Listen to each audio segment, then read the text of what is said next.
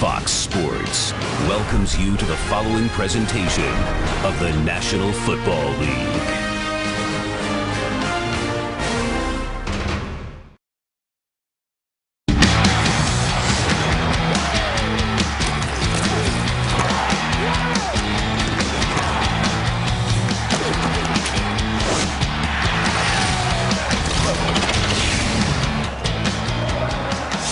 Teams ready to go at each other. Tampa Bay and the Giants for more before kickoff. Let's go down to the field and Pam Oliver. Joe, the Giants look back at that game and they see those flaws that are completely correctable. Tom Coughlin looks at it and said, we were awful. Jason Pierre-Paul told me he admitted there were just a lot of selfish play along that defensive line, which of course is the team's strength.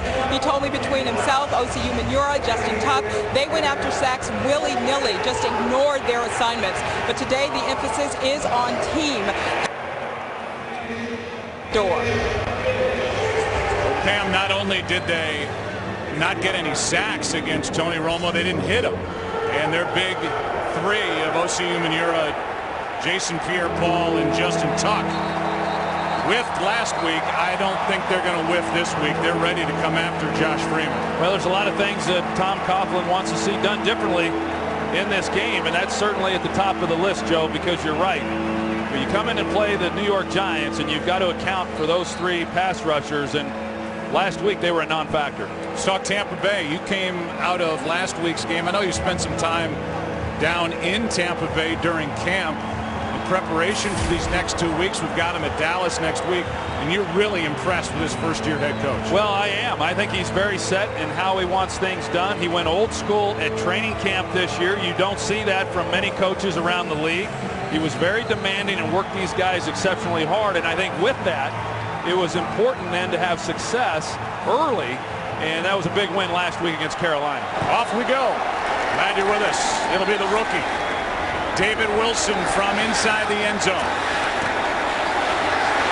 Nice return out near the 30, knocked down just shy of it. They're going to mark him with that little skid forward after a 33-yard return at the 30-yard line, where Eric Lorig made the stop, and now Eli Manning, who wasn't too upset with how the offense played last week. He said we just didn't get the ball enough, and there were his numbers from week 1. Yeah, I thought Eli played well in that game last week. He just didn't have a whole lot of opportunity to get the ball down the field. Of course, he had some drops, but the biggest problem offensively last week is they were unable to run the football against the 7-man defensive front with the Dallas Cowboys.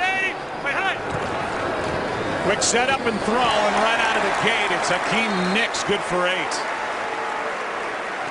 Look at impact players for the Giants and realize that Hakeem Nicks is kind of on that Plaxico Burress practice list this year. He's only practicing on Thursdays, still coming off that broken right foot. Yeah, you know, I had a chance to visit with him down on the field before the game. He says he feels pretty good, but, you know, he's not 100%, and usually those type of injuries, they never really do quite heal.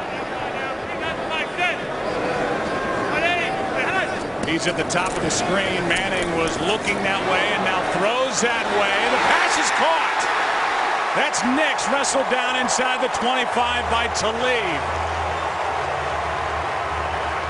40 yards on the second play from scrimmage. Well, that's just Eli Manning giving his man Hakeem Nicks an opportunity to make a play. Aqib Talib, he's in coverage.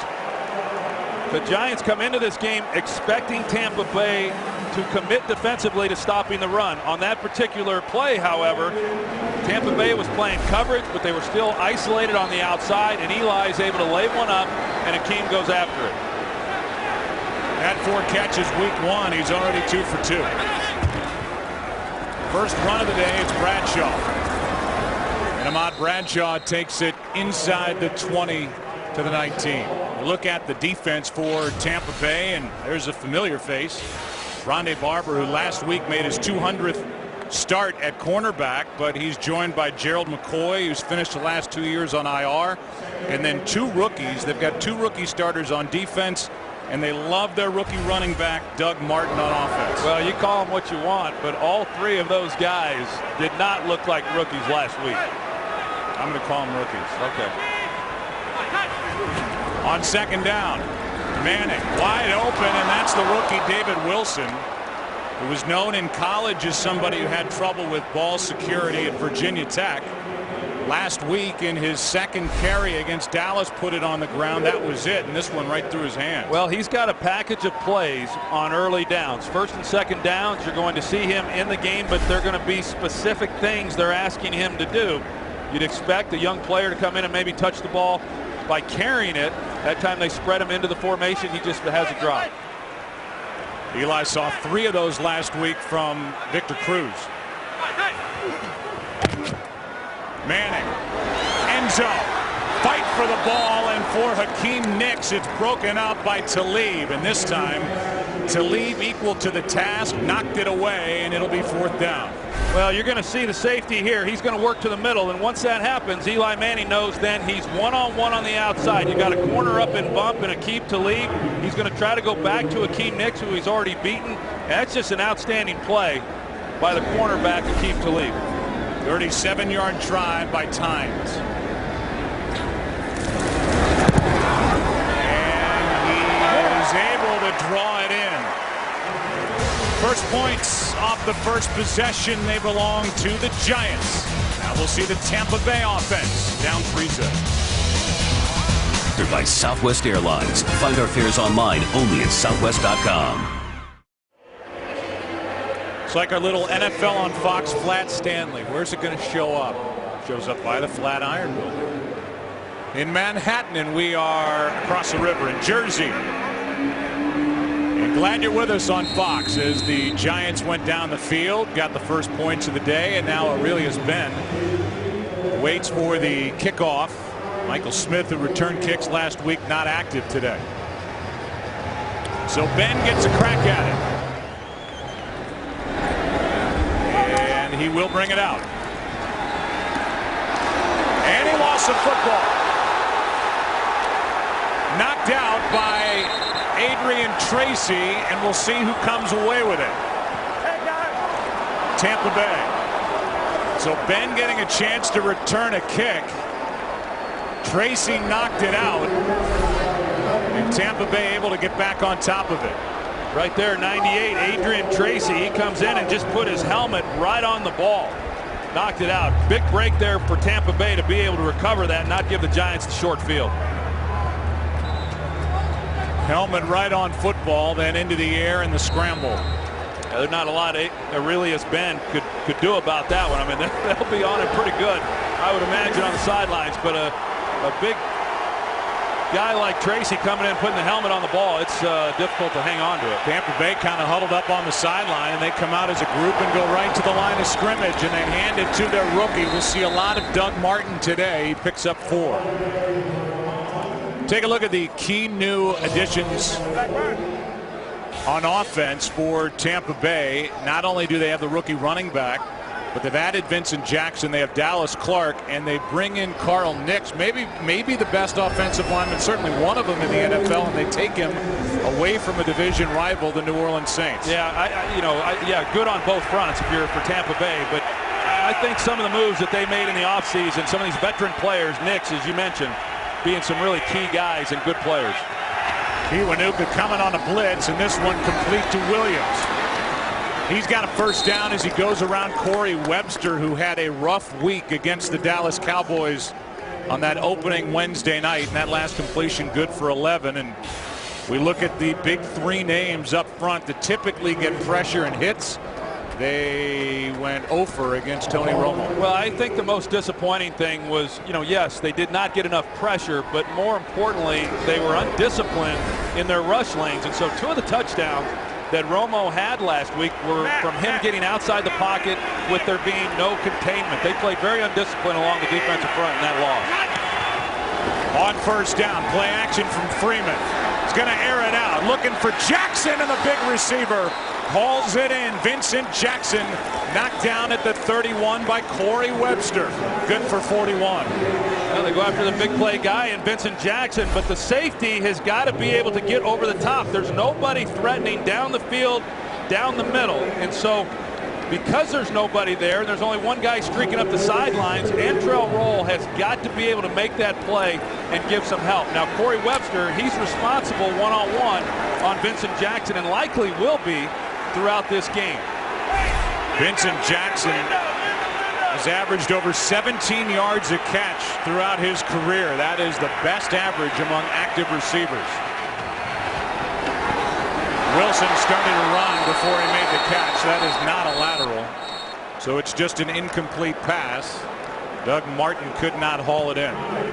That's a good start right here for Tampa Bay offensively, because last week, think about what Greg Schiano wants to do within this offense and within his defense. He wants to play great defense. They want to run the ball offensively. And when you play that style and don't get the ball down the field with big plays, scores are going to be tight throughout the game. They come in here today. They really didn't have any big plays last week in that win over Carolina. But here on their first possession, they get the big play up the sideline to Vincent Jackson.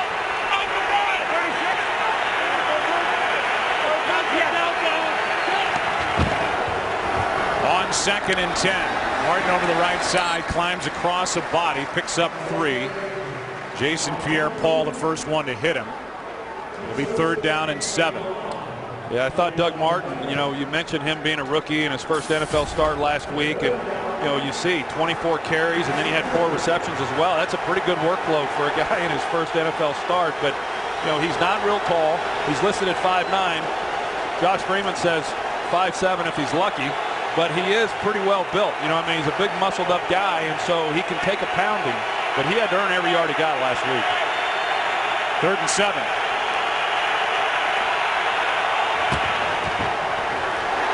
Freeman trying to set up a screen. He hits DJ Ware, who's going to be crunched short of 1st down yardage. Got 1, that's it. And like the Tampa Bay defense on the other end of the field, the Giants defense stiffens up. The closer Tampa Bay got to their end zone, a field goal try from Connor Barth is coming up. Yeah, good job defensively there by the Giants, stopping this drive and then forcing them to attempt a field goal. But I think Tampa Bay's, the fact that they were able to recover the fumble, first of all, off the kickoff return, but then to be able to move the ball and try to answer back on that 3 points that the Giants had is big. 45-yard try.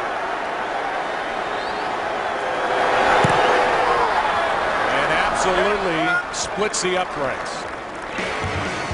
45-yard to good from Connor Barth with traded field goals. Tied at 3 in Jersey.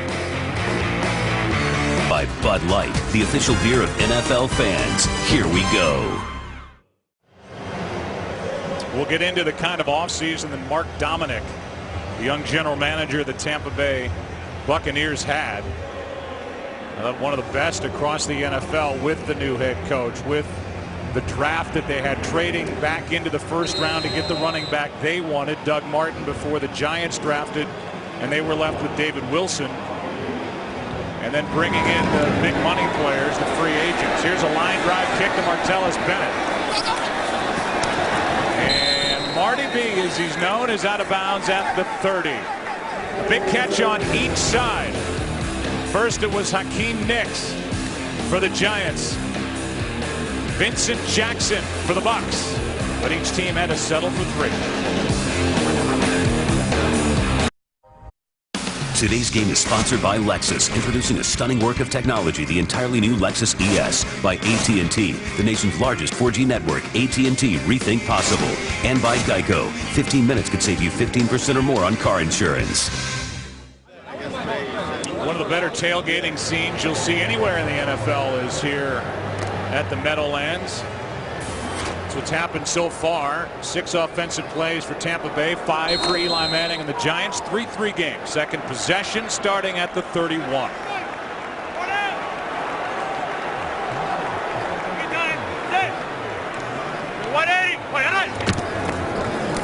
Starting with a run. Bradshaw over the right side got nada. Knocked down by Gerald McCoy. Well, there's first-year head coach Greg Schiano, and we got a hold of his Ramapo High School yearbook. It's about 20 miles northwest of the Meadowlands, Franklin Lakes, New Jersey. So he's a Jersey guy, became the head coach of Rutgers football team in New Brunswick, New Jersey in 2001. He was there through last season, and now he's in the NFL. Really turned that program around and coached some big names that have come into the National Football League. Maybe the biggest, Ray Rice. fires, and he's got Victor Cruz. No drop this time. He's got a first down. Good for 16. As he found a hole in the secondary of the Tampa Bay Buccaneers. I think Victor Cruz was one of the guys who was probably not real happy that there was going to be so much time off between their last game last Wednesday against Dallas and then this game here today, because he did have a tough outing there week 1, but he's able to redeem himself with watching him out there before the game running some routes and really purposely watching the ball all the way into his hands. I think that was the biggest thing that hurt him last week, was just taking his eyes off it as it was coming in. Little jab step left by the rookie Wilson, then he took off to his right, picks up 5 to leave on the stop. And here's Kurt Menefee with a game break. Well, a big divisional matchup as both the Saints and Panthers try to avoid 0-2 starts. New Orleans off to the quick start in this game. Jimmy Graham, 1-yard touchdown reception from Drew Brees. 7-0 New Orleans scores on their first possession. Joe Troy fans. About some more detail about Drew Brees, 45th straight game with a touchdown pass. Go to foxsports.com and learn more about that game, certainly. Second down and 5. Manning, sideline, a lot of hand checking, no flag. Nicks the intended receiver, and he's working on Talib again. Well, there's a little contact there on the outside because of Aqib Talib coming up and pressing Hakeem Nicks. You see the contact up to 5 yards. I think it was a good non-call there. Well, you mentioned Greg Schiano, and he talked about when he was in the NFL as an assistant coach on Dave Wanstead's staff there in Chicago, and he loved it, during that time, because it was like a football lab. He said you didn't have academics, you didn't have recruiting, it was just all football all day with both the players and the coaches, and I think he was excited to get back to that atmosphere here in Tampa. Manning, pocket collapsing, there's Cruz. Great move. Still going. And he's got something to prove today as he's wrestled down at the 29. A completion and run of 20. Well, you got Cruz in the slot. A good move right there on Eric Wright. You're going to see a hit on Eli Manning right in the middle of the pocket as he's trying to step up.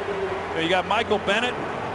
2 guys on the inside were able to get pressure on Eli Manning, but an outstanding route by Victor Cruz, setting up Eric Wright to the outside, making him think he's going to try to go around him, and then sticking it, getting to the inside. Showing great strength and balance on that run after the catch. Here's Bradshaw. Middle of the field wide open, and Ahmad Bradshaw's got another Giants first down inside the 20 to the 17. A 12-yard run.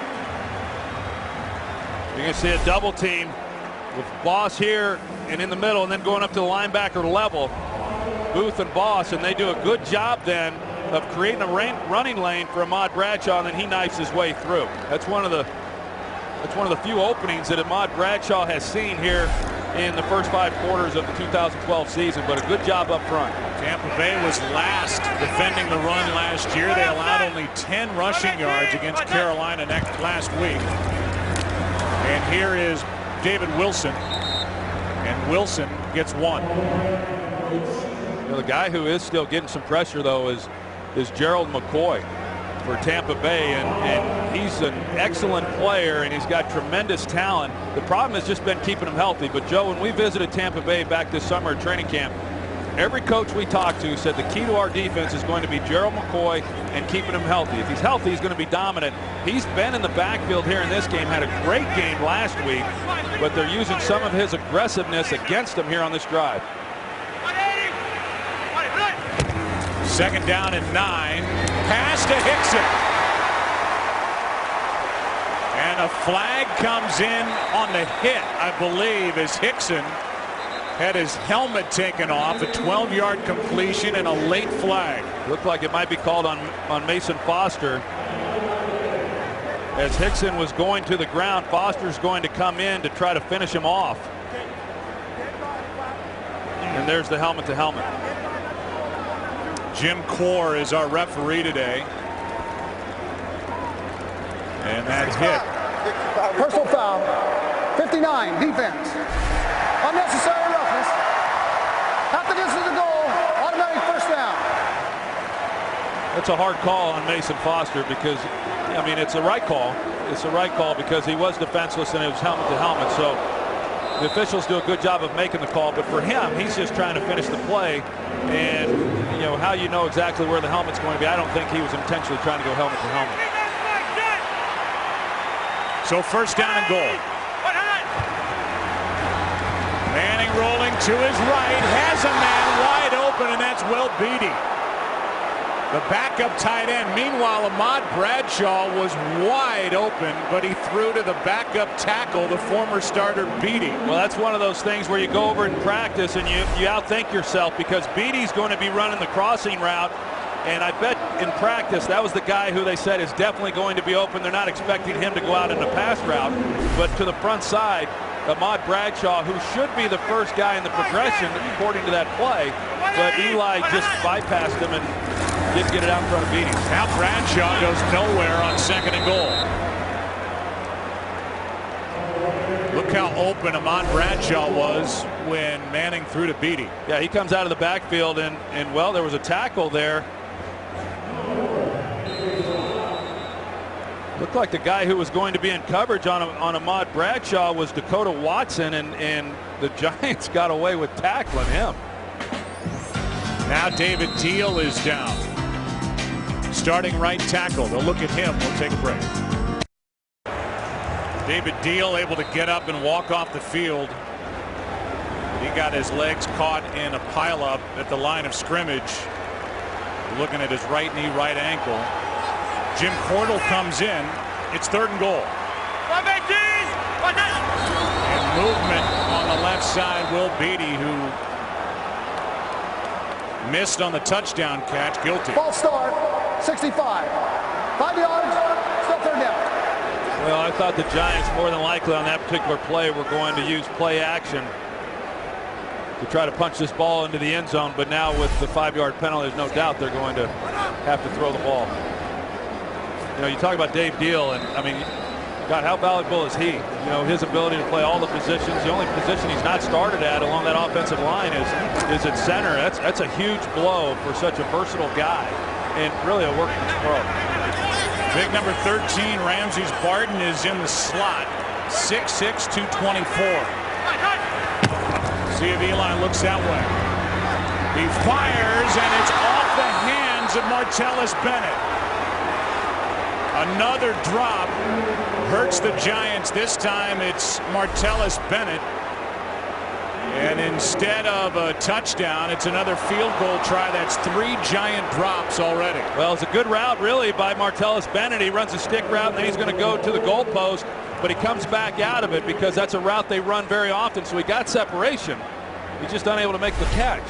You know, last week was targeted 7 times. Probably can't remember the last time he had that many balls in his direction. 24-yard try, and it is drilled by Tynes, but that will feel to the Giants like a missed opportunity a couple of times over. 6-3 New York. Game under 3 to play in the first quarter. Week 2 around the NFL. And Tynes will kick it away. Aurelius Ben, who had it knocked out of his arms on his first try, is back there again.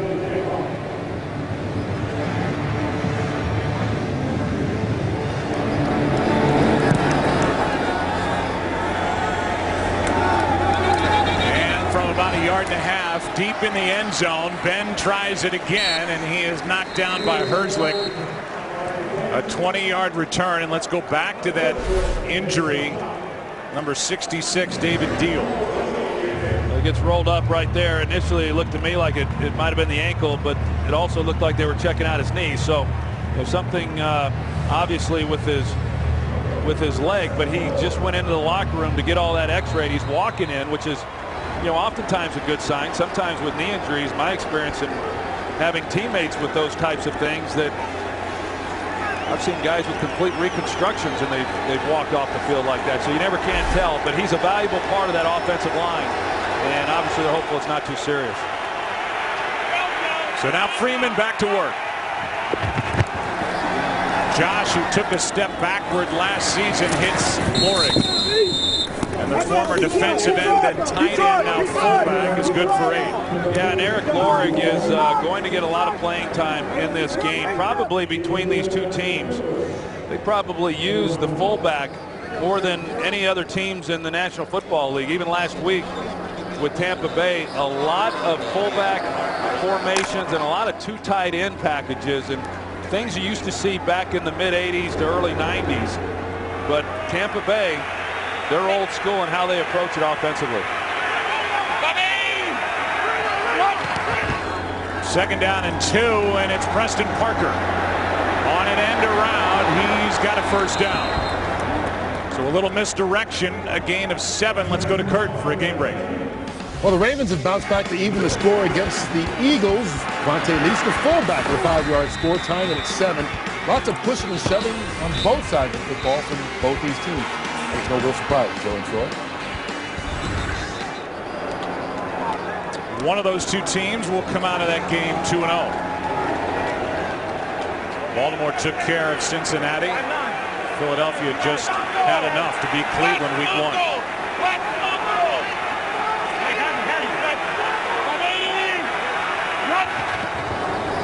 First down, play action. Freeman, plenty of time, and fires a strike to Vincent Jackson, good for 17.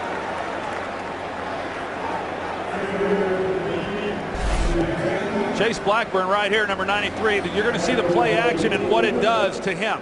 It forces him to come up. Then he's got to try to relocate the wide receiver and get underneath that throw. But because of the play action and holding him just long enough, he's the guy who has to be able to get underneath that throw, or he's the only guy, I should say, who can defense it. So an excellent job offensively there within the scheme, and then the play action doing what it's intended to do. That last one good for 17. Vincent's got a 41-yarder. Now they go again. Out of his reach and incomplete. Well behind the defender, Corey Webster. And Freeman just led him too much. I'm sure Josh Freeman's probably a little bit surprised that he was actually able to overthrow Vincent Jackson here, because he had a step on him. And Vincent Jackson has excellent speed and a ball that, you know, he's just unable to haul in. He gave it all his effort, and I know they're sure excited about him in Tampa Bay, and they talk about the leader that he has been, both on the field as well as in the locker room. One of the hardest working guys in the entire league. They're all coming from the Giants, and down goes Freeman. Chase Blackburn, the middle linebacker, a sack, a loss of 6.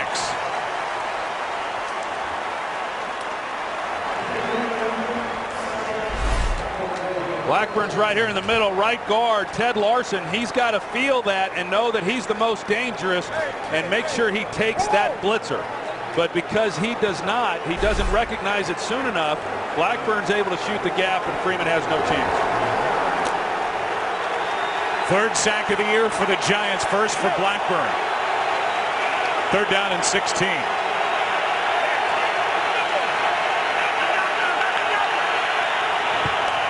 Just got the play away, and DJ Ware, the former Giant, to midfield. That's it. Tuck on the tackle. It's 4th down. So that sack changed that drive dramatically. A run of 6 yards by DJ Ware. First quarter will come to a close, and when we open the second quarter, it'll be a punt from the Tampa Bay Buccaneers. 6-3 Giants back after this. Fox NFL Sunday continues after this from your local Fox station.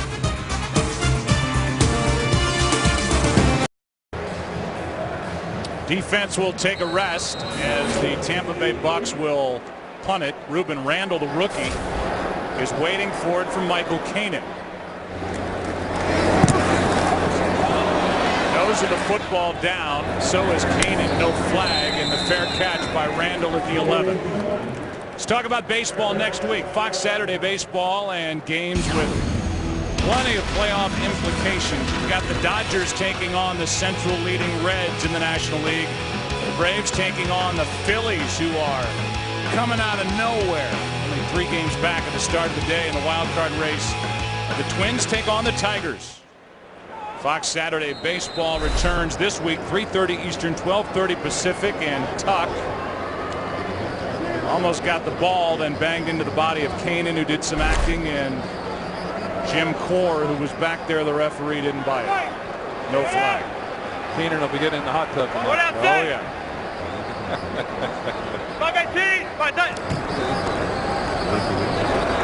Manic coming with pressure, and this one's picked off by Mason Mason Foster. The middle linebacker got back there, and Foster comes away with the third interception for this Tampa Bay defense. Excellent job by Mason Foster. He's just reading the eyes of Eli Manning, and you're going to see as he drops into his coverage, once he recognizes pass, he's looking back. He doesn't really know where the receiver is behind him, but he just plays his area, and he's able to get underneath that throw. Obviously, Eli Manning, he sees him, but he's anticipating that he'll be able to drop the ball over the top, but he got more depth than Eli expected. 2 interceptions by this defense against Carolina last week. They get one here early against Eli Manning. This was a Tampa Bay team that was -16 in the turnover ratio last year, last in the NFL. Freeman throws it, and this one is incomplete with Webster defending Mike Williams. Let's go down to Pam Oliver. Well, Joe, the Giants medical staff immediately knew something was wrong when they examined David Deal's right knee. After manipulating it for a while, they decided Deal's day was over, and we just got word wideout Dominic Hickson is in the locker room. He's getting looked at for a head injury. Back to you. Yeah, on that hit that he got from Mason Foster down near the end zone, it drew a flag. It was a short penalty as it turned out, and now they're looking at Hickson. 2nd and 10.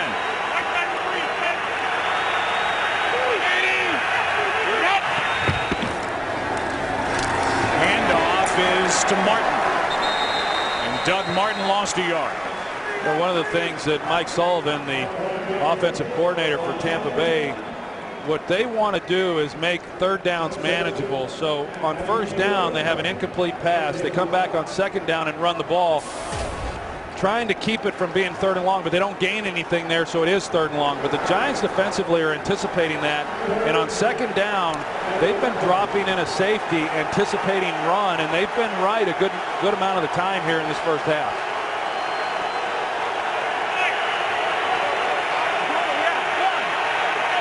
Jaron Hosley, a rookie cornerback, in the lineup. This one for Jackson.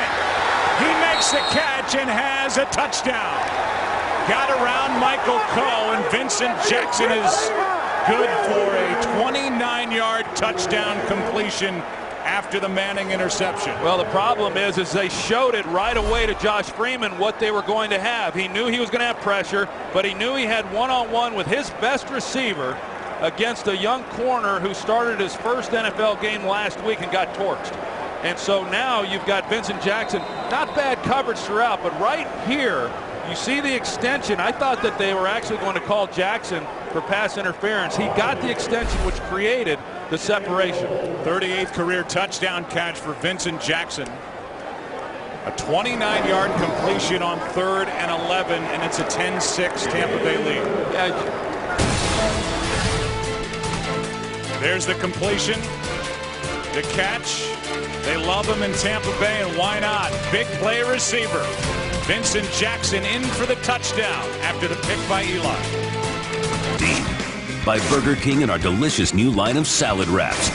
And by Taken 2, starring Liam of Skills, is back. Giants defense on that touchdown on 3rd and 11 has the attention of Troy Aikman, and we'll hear about that after the kickoff. Back to the Giants from Canaan. David Wilson waiting for it.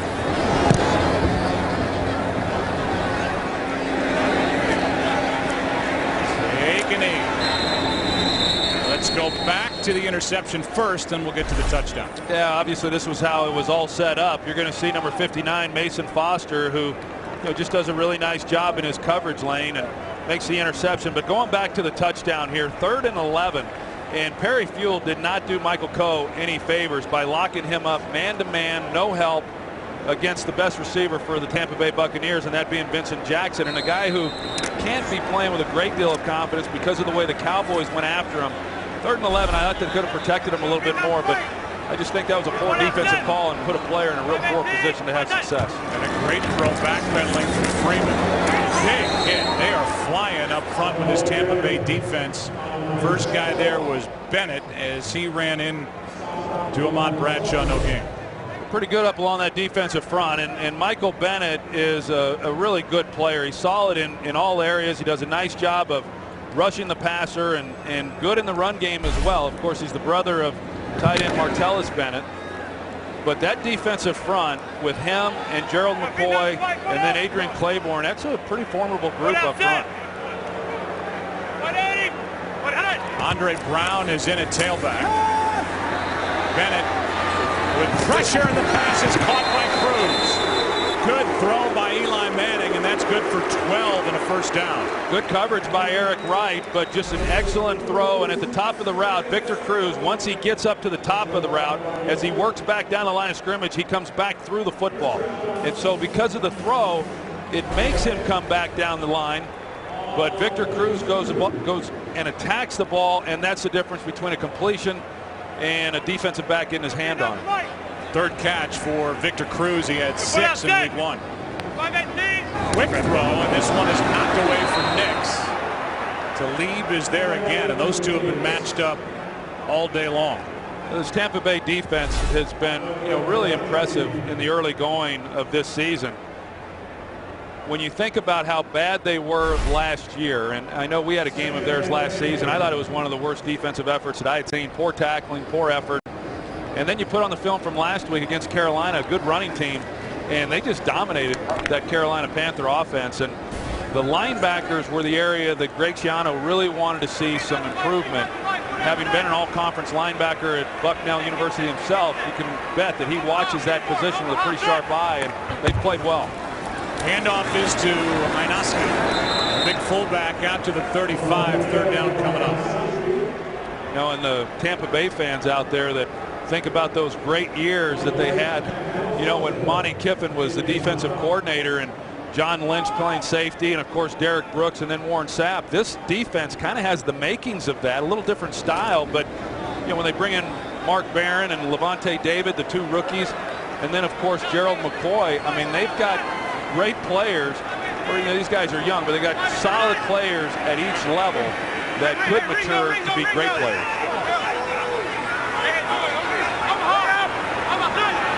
Third down and 7. Pass is caught by Nix. He's a yard shy of a first down. Leaping grab. Aqib Talib was good enough for the tackle to stop him short. Aqib Talib, he's been getting quite a bit of work here in this first half of this game. There with Akeem Nix, and good catch by Akeem, just comes up short. And I'm sure as much as Tom Coughlin would love to go for it, he just can't on this side of the field. Weatherford into punt. Strotter back, waiting for Tampa Bay. Line drive. Strotter from inside the 15. Makes one move, and Sammy Strotter is out across the 25. They'll mark him at the 26. Spencer Pazinger with a tackle after a 13-yard return. Tampa Bay with a football and a 4-point lead. Ed Svita, our master statistician here in the booth, notes that last week Tampa Bay ran it on first down 21 of 28 times. Troy, they've thrown it 6 times out of 7 on first down.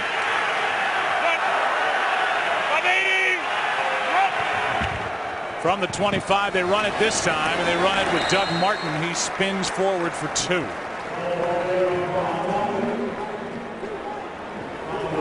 Jason Pierre-Paul made the stop. Well, Jason Pierre-Paul's been a little more active in this game. We talked about it at the start that those 3 guys, the big pass rushers, really weren't much of a factor in that game against Dallas. But Jason Pierre-Paul has been back there getting after Freeman a little bit more, and then does a nice job on the last play as well. LeGarrette Blount in the game. Former 1,000-yard back. Freeman nowhere to go except down in the arms of Jason Pierre-Paul. That's his first. Yeah, just nowhere really to go with the football for Josh Freeman, because I'd mentioned earlier on second downs they'd been running it. This time they try to throw it, but the Giants are one step ahead of them. They were playing coverage. And so as Freeman drops back and he's trying to decide, okay, well, where am I going to go with the football? He couldn't find an open receiver, and Jason Pierre-Paul, as I said, he's been creating a little bit of havoc back there in the backfield. He had 16 and a half sacks last year. He gets his first, and now it's 3rd and 16. I'd expect something real conservative here by Mike Sullivan, backed up 3rd and long. Setting up a screen for Lorig, and there to make the stop is Michael Boley. Yeah, they were anticipating that. If you think back to the last 3rd and long that they had, not the 3rd and 11 shot up the sideline, but on a one that was 3rd and longer than that, they ran a draw.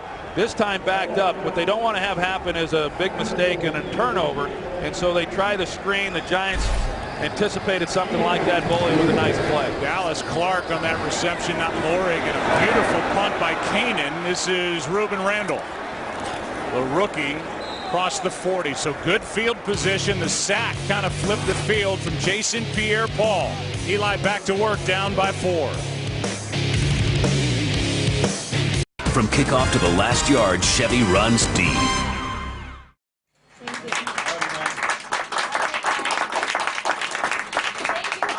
I know you had fun yesterday, Troy, visiting Mount Sinai Hospital.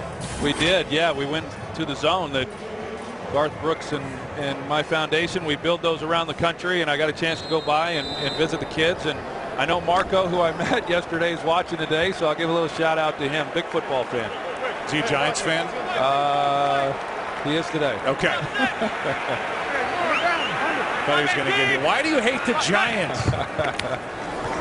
Play action from Manning, and there's Cruz. He is dialed in today. Victor Cruz, good for 11. Now, one player who's not out there is Ahmad Bradshaw, the starting tailback for the Giants, because of this hit right here last time they had it. That's just hard to watch. And let's go down to Pam Oliver. Yeah, Ahmad Bradshaw has joined offensive lineman David Deal and wide receiver Dominic Hickson in the locker room. Bradshaw has gone in to get an X-ray on his neck, Joe. Yeah, it didn't look good. That's the one way that, talk about heads-up tackling, and that's the frightening move of a neck inward opposed to side. Here's Hynoski with a spinning catch. The ball comes out as he hits the ground. And now Hynoski's hurt. They're going to say the catch is good. Eric Wright made the hit, and Hynoski can't get up. That's a tough coverage. The corner has safety help, so he's able to come back and play those flat routes like that. And Hynoski's got his back turned. He's trying to make a catch on the ball, and as soon as he turns around, he's upended. Checking the low back of Henry Hynoski.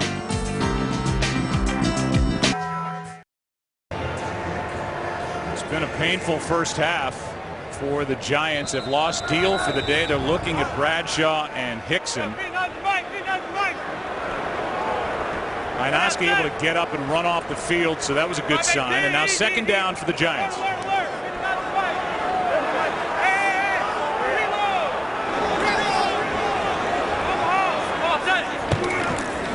Delayed handoff to Andre Brown. And Andre Brown lost a yard. Levante David, the rookie, was there to meet him, and you can hear all that stuff, Troy, going on at the line of scrimmage. A lot of that because of the familiarity Tampa Bay has with their signals. Well, you see what's happening right here. It's a little cat and mouse game going on with Eli Manning and these safeties, and they don't know which one's going to drop down and go single high. Eli's expecting them to do that. Then they go to the cover two, the two deep safeties, and so Eli checks to the running play.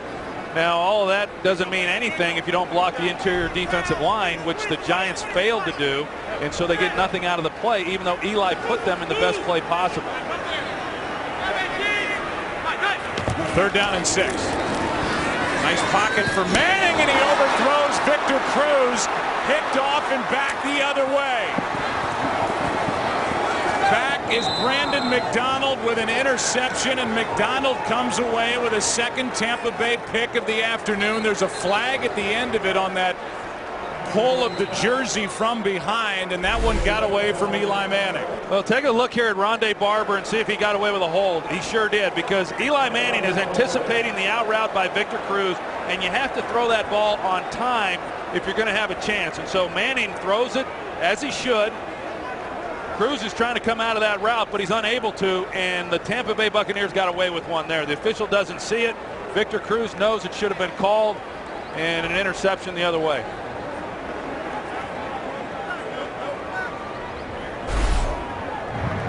During the return, Personal foul, horse collar, 35. The return, or the offense, penalty half the distance to the goal, automatic first down. That's Andre Brown is in there because of the injury to Ahmad Bradshaw. And it happened right there. Meanwhile, Brandon McDonald, who gets his first pick, stayed on his feet for a couple of extra yards. It was a 41-yard return, plus 13 on the penalty, so 54 yards back the other way, and already leading by 4. Tampa Bay takes over with a first down inside the Giants' 15. Well, this is the game that Greg Schiano wants to play. You know, he wants to play good defense. He wants to win the turnover battle. Right now, they don't have a turnover. Giants have 2. Handoff is to Martin. And Martin goes right up the middle for 5. You know, we've seen Tampa Bay in this game.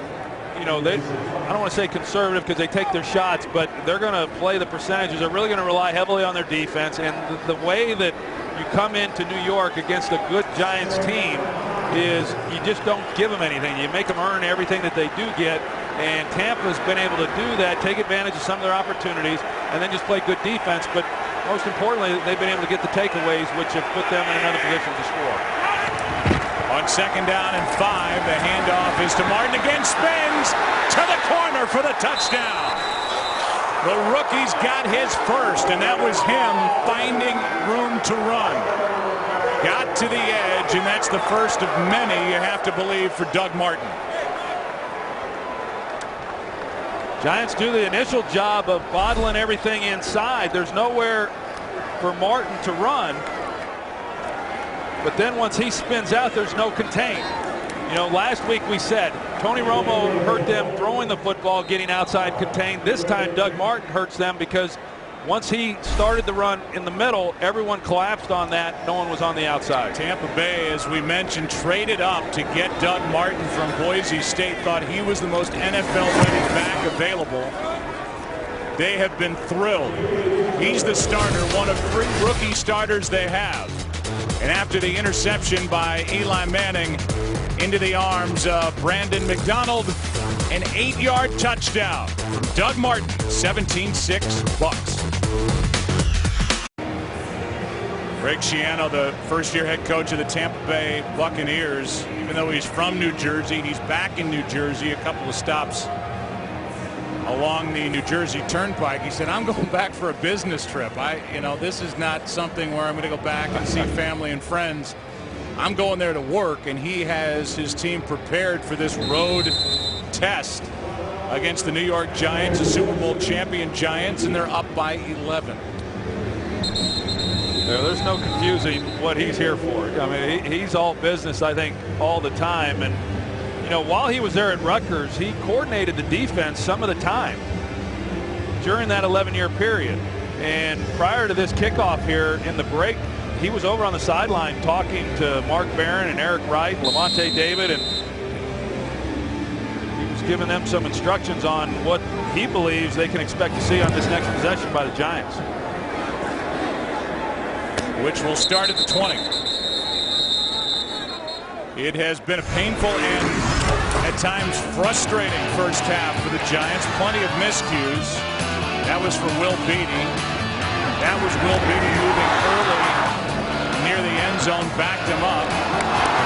Tellus Bennett missed what could have been a touchdown catch. 2 picks by Eli Manning, who came into this game with no interceptions over his last 144 passes, the longest streak without an interception of his career. And the Buccaneers have turned both Manning interceptions into touchdowns. 5-18, Handoff is to Andre Brown. And the backup tailback is out across the 40 to the 43. David on the tackle after a 23-yard run. Well, considering this is an offensive line that's having to make some adjustments, you're going to see the blocks on the interior side of the ball. And then Andre Brown, he's just able to get into the hole and get going north and south. He's on the safeties before you know it.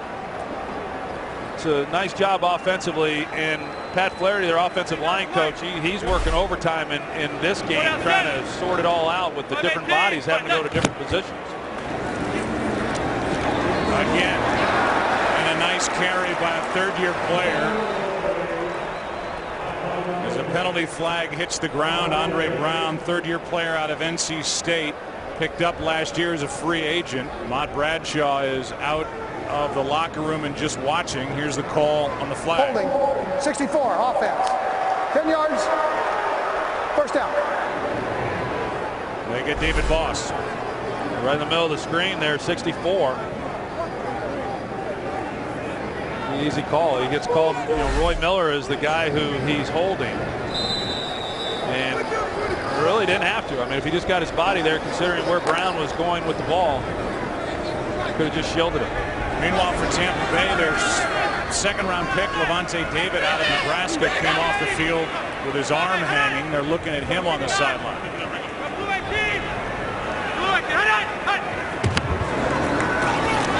On first down, Manning throws, penalty flag flies.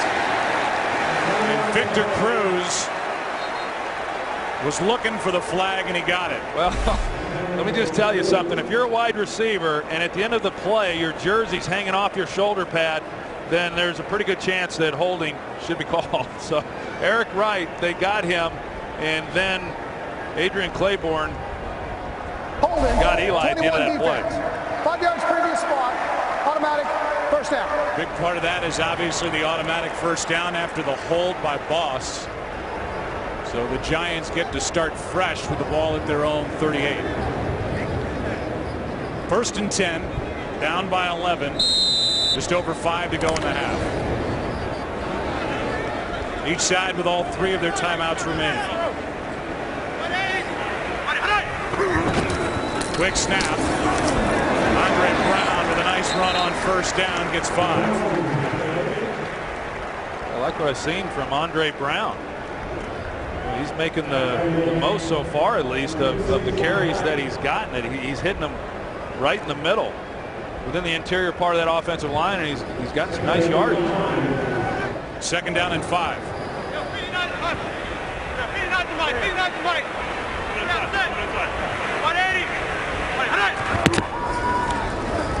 Manning finds Bennett.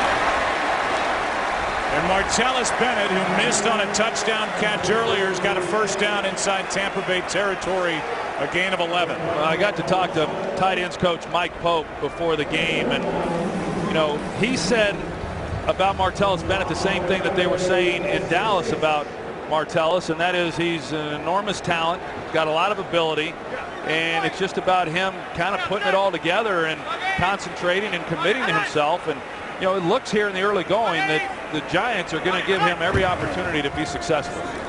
On first down, underneath, it's Victor Cruz. Cruz made a move, lost a yard, gained 3. Quincy Black was there to make the stop. Second and 7. This would be a nice drive for New York if they're able to capitalize on this and really come away with any kind of points. Levante David, who is the defensive play caller, is still on the sideline for Tampa Bay. Putting a wrap on his right wrist and hand.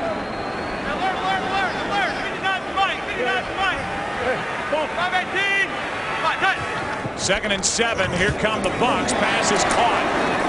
Big tackle on Victor Cruz as Mark Barron. Well, you heard Eli Manning yell 59's the mic. That sets the protection, and he anticipated that he was going to get the blitz off the slot once he saw the safety rotation, and he got it. The ball comes out quick, and that's how you beat the blitz. Now, it forces the Giants into third down because the ball did have to come out quickly, and this is a down so far in this game that the Giants just have not been real good on. Might have 2 plays to get 2 yards here, even though it is third down. They fake it to Brown. Manning finds his man. It's Victor Cruz. And Cruz is wrestled down with a first down for the Giants at the 35. See Victor Cruz, he's getting a lot of work in this game today as well. And I think all the criticism that he received after that game last week against the Cowboys really frustrated him, and he's done a nice job here in this first half. Here's Brown. Andre cuts through the middle of the field. And a nice first down carry that will take us inside 2 minutes. Clock is stopped. Bradshaw's watching, and all of a sudden everybody knows the name Andre Brown. 2-minute warning. First of all, Levante David is back out there for Tampa Bay, the signal caller defensively for the Bucs, with his right hand and wrist wrapped. 5-18. 5-18. Hey, 54 to 5. 54. Hey, Marcel, hold up, 59. Go. Right there. Go hard. Hard. Tonight. Hut. Penalty flag could be a free play, and it's a big play. Touchdown, Knicks.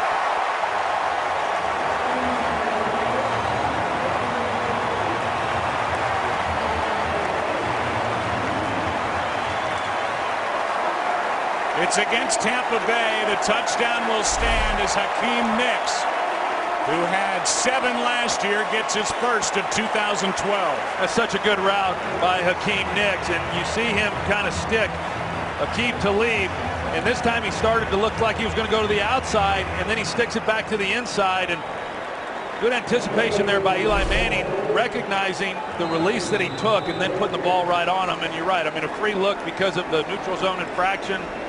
Just a good drive by the New York Giants. And just like that,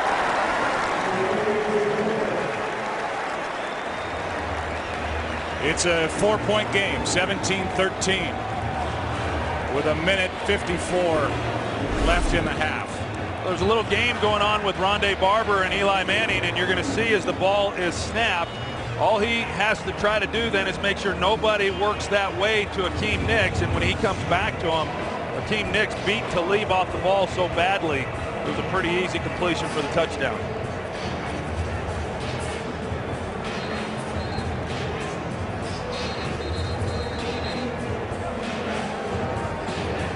Eli Manning, who has thrown 2 interceptions, now has that touchdown pass, and he found his big target, Hakeem Nicks. I think one thing that's obvious so far here today is 1-0 Tampa Bay. They're a different ball club than they were a year ago, and they're giving the Giants so far all they can handle. Yeah, and I mean, you can tell they're well coached, and they're pretty disciplined, and they're not going to give up anything easy, and so you've got to earn it all. And if you're not turning the ball over, and then you're the Giants, and you are, then it's going to make for a tough afternoon. But it was a good job by the Giants. They really needed the touchdown there. I mean, they've gotten down there a couple of times now, and last week they failed to score. This week they got down there and they failed to come away with the touchdown as well. That was a nice way to finish a pretty good drive there before the end of the half. Andre Brown was a big part of it, a guy who before today had just 2 career rushing attempts with Denver in 2010. Here's Aurelius Benton. He is out to the 22. So what's coming up? We all want to know. Let's go to Curtin.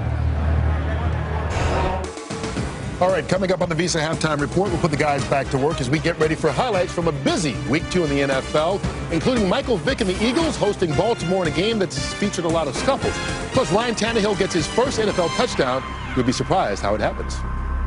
Hey, did you see that box that Glazer was standing on there earlier in the pregame, huh?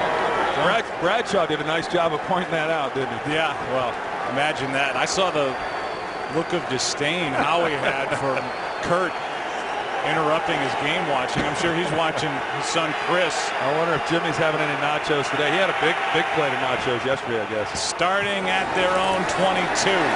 Handoff is to Martin. Jason Pierre-Paul wraps him up.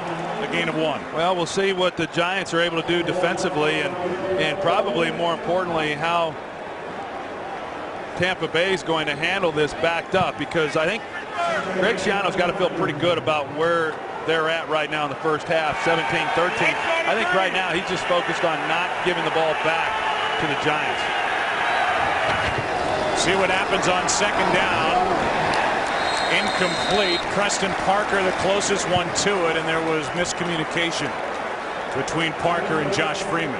Fox tomorrow presents a gripping new series critics call a mix of ER and 24. See why This isn't your regular medical drama. Dr. Grace Devlin is devoted to medicine, but indebted to the mob. Don't miss the new series, The Mob Doctor, premiering tomorrow at 9 Eastern, 8 Central on Fox. I'll tell you, Joe, we're showing that the Giants still have 3 timeouts, and this is a big third down right here for Tampa Bay. I mean, if they do not convert this third down, they're going to give the ball to the Giants with a lot of time, considering they have all their timeouts now. Freeman steps up and just gets rid of it. And the Giants defense does exactly what it needed to do, and it's Jason Pierre-Paul yet again. Yeah, it surprises me a little bit what Tampa Bay did on this possession offensively, and you know, they just continue to play. Tuck, they run a loop up front, Tuck contains them on the outside, and then Jason Pierre-Paul's there to finish it up. But they don't even have to burn a timeout on that possession. They're going to get the ball back with all 3 timeouts, a lifetime for Eli Manning to operate to come away with even more points here before the half. It's Ruben Randall waiting deep. By Kanan is a good one. From inside the 25, Randall. Big run back. Kanan's in his way. A penalty flag flies. Actually 2 are down on the field. 53-yard punt. Randall took it back the other way. 47 yards, but there are 2 flags down.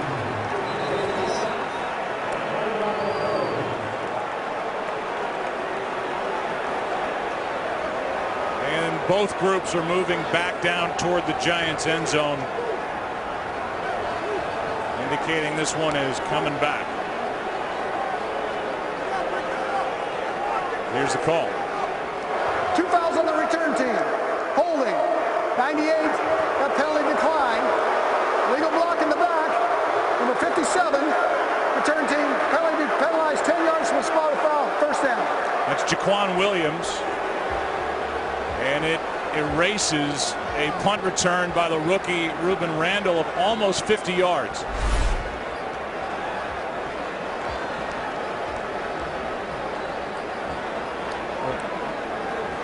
Well, no, that was not Jaquan Williams who I circled. It was Jaquan Williams who came in at the end there that the officials right there watching it, and that's who got the call.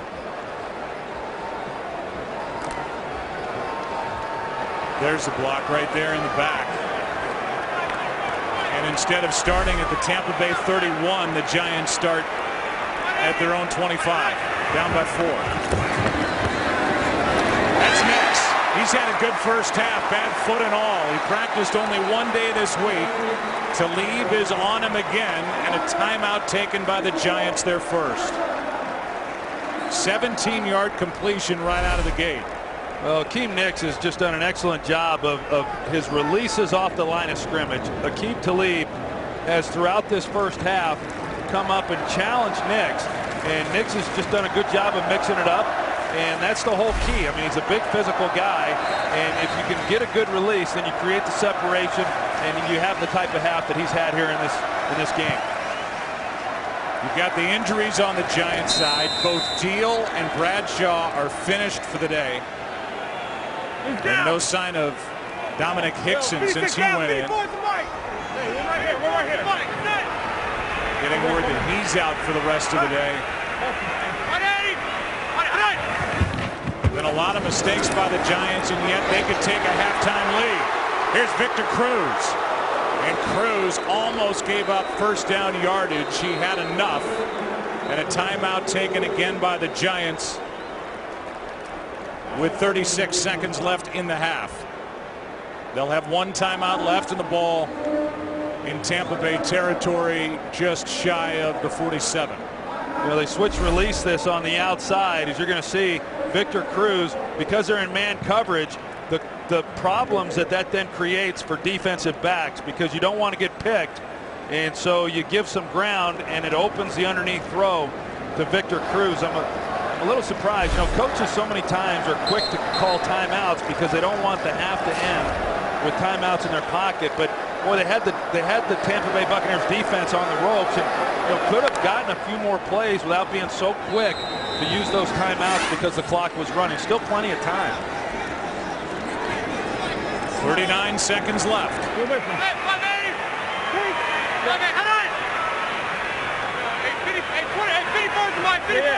You guys got to come here. Blue 80. Blue 80. Head on. Head. Beatty out at left tackle, moved again. False start. 65. 5 yards. First down. That's his second of the day. Yeah, Michael Bennett, the defensive end for Tampa Bay, he was moving as well, but they got Beatty.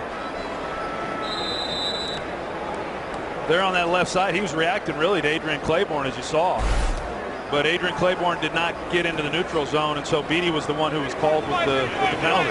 They've got Sean Locklear now at right tackle, taking over for David Deal, and Beatty in at left tackle.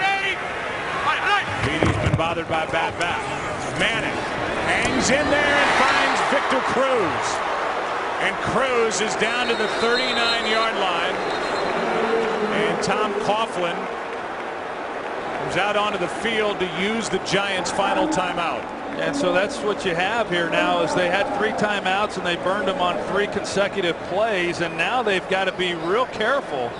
You know, still time if they complete something in bounds to where they can clock it and stop the clock, but well, they just put a lot more pressure on them offensively than what I think they really needed to, considering how many timeouts they had to start this possession. But I want to go back to what Tampa Bay did when they got close to the vest on how they were calling the game.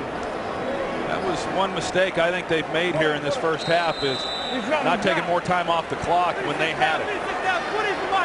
2nd and 2.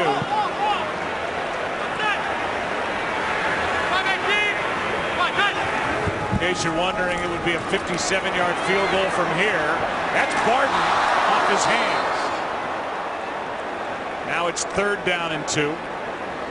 23 seconds left, and Eli blames himself for that throw. No, it was an excellent route by Barton, and he got in that hole that's created when you've got the 2 deep safeties, and it was just you can see as it came out of Eli's hand that just a ball that got away from him. Mentioned last time, Barton 6'6", 224, but that one too high now, 3rd and 2.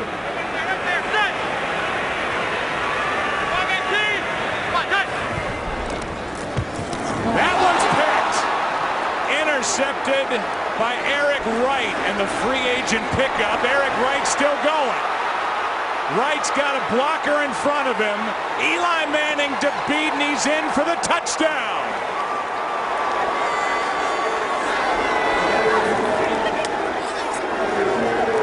A 3-interception first half for Eli Manning, and this one a pick 6. 60-yard return by Eric Wright. And it's Tampa Bay adding to their lead before the half. Joe, Eric Wright was coming on a slot blitz. He recognizes he's not going to be able to get there. He stops, and he gets right in the lane there where Eli was throwing the ball, and it looked like Wright was going to just go to the ground right about there and realize that, hey, I've got the ball, rather than risk it being fumbled, run out the clock, get out of this half. But he kept the play alive, and all of a sudden he gets out to the right sideline and nobody there to make a play on him. Adrian Claiborne was out in front of him. Manning was the closest one to him when he went in. And it's back to an 11-point game with 8 seconds left in the first half. You know, it was interesting, Troy, to watch these two. And it happened a little bit before they snapped the ball. Obviously, as Eli Manning looked at Victor Cruz, they had a little hand signal prior to that 3rd and 2 throw. We've talked about the familiarity with Mike Sullivan, the offensive coordinator now for Tampa Bay, and the work that he's done with the Tampa Bay defense, talking about the Giants offense. And then you dissected it perfectly, coming on a blitz, stopping and getting up and getting the pick is Eric Wright. Yeah, there's a lot of stuff that's happened throughout this week because the coaches are so familiar with each other, but that play there, Joe, was really just a guy in Eric Wright, you know, doing what good players should do. And, you know, he's on the blitz. It's a quick drop. Manning's going to throw the ball out quick to Cruz. He stops. Eli's got to see him. I mean, he's right in his face, and he's got to know that, okay, I've got a defender who's underneath my throw to my outlet receiver with the blitz. But, you know, Eric Wright, give him credit for making the catch. A lot of times those guys are there and they're not able to catch the ball. He catches it. But then here, I mean, a lot of hustle initially, and as I said, I thought Eric Wright was just going to take a knee and not risk turning the ball over again. And you know, how he's able to turn that into a touchdown is pretty impressive. All 3 picks have led to touchdowns. That one immediately, and you can see that little point by Eli Manning, not to make too much of it because it's just a quick throw.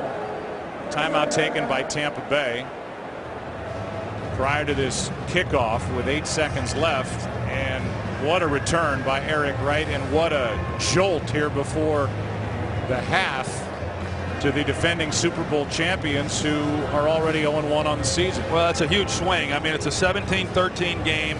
The Giants had already scored a touchdown. They get the ball right back, and the Giants are thinking, okay, at worst 17-16 at the half. I mean, that's at a minimum a 10-point swing, and it's huge. I mean, now, you know, all of the momentum obviously swinging back to Tampa Bay, and you know, give this defense some credit. Bill Sheridan, who was with the Giants for 5 years, was a defensive coordinator 1 year, lost his job. They bring in Perry Fuel, and he's now coordinating this Tampa Bay defense. And as we said, it is night and day from what this team put out on the field last season. Yeah, you bring up a good point. Sheridan was here 4 years as a linebacker coach, and that 1 year as defensive coordinator for the Giants. They allowed 427 points. He lost his job. Now he's the coordinator of the Tampa Bay Buccaneers defense. His group has had some day. David Wilson on the return. Can't make it to the 10. And think about the Giants with 2 seconds left. Offensively, they've got 278 total yards, 16 first downs, but only 13 points, and they trail by 11. Eli Manning with 2 seconds left. Nothing to do here with the ball at the 8. Tampa Bay, after winning at home against Carolina week 1, they have come in here and shown the defending Super Bowl champs a lot here defensively in the first half. Visa halftime is coming. 24-13 is the score. Tampa Bay on top on the road. Kurt and the guys coming up. Visa halftime report after this from your.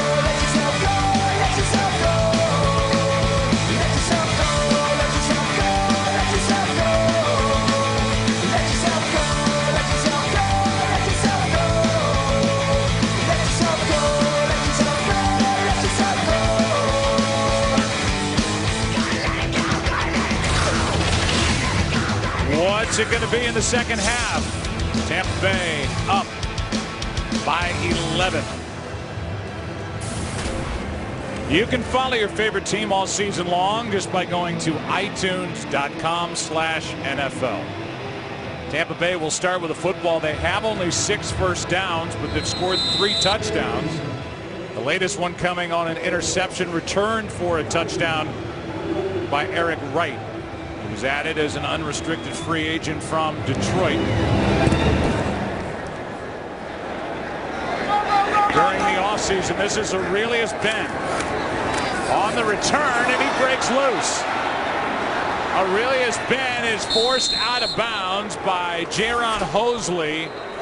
And how about Tampa Bay? They get a 55-yard kick return to open the second half, and that's got Tom Coughlin yelling on the sideline. Well, they've got a left return here on the return to open up this second half, and excellent job of blocking there by the return team. And Aurelius Ben, with his speed, once he hits it, you know, he's essentially one-on-one then with the kicker, and before he gets pushed out of bounds. But you know, tough enough after the way that first half ended to then have to be kicking the ball off to Tampa Bay and let them start the second half with the football, but then you give up a return like that and give it to them in midfield. Great opportunity here for Tampa Bay. 55-yard return by Aurelius Ben, and it puts more pressure on this Giants defense. Showing blitz. Handoff is to Doug Martin, and Doug Martin spins down to the 35 with a first down A run of 12 yards. Let's go down to Pam Oliver. Well, Joe, something very telling. I was watching Chris Snee as that play developed before the half ended. He was very disgusted that not more of his teammates went after Eric Wright. As I talked to Tom Coughlin, he was not very talkative. He said, Pam, all I do is talk about ball security. I talk about ball security, and I talk about ball security some more. Joe, I think he talks about ball security a lot. And he said, we're not going to win like that. Back to you. Yeah, it was a rough first half for the Super Bowl champs. Now they're trying to get it back together. Handoff is to Martin. Martin gets 2. Let's take a look at the stats from the first half. And it's total yards just dominated by the Giants. You can't say they weren't able to move the football. They had the edge in time of possession, but it's the plus minus on the takeaways, giveaways, and that battle was won by Tampa Bay. 2nd and 8. Go down. 93 to Mike. Yeah.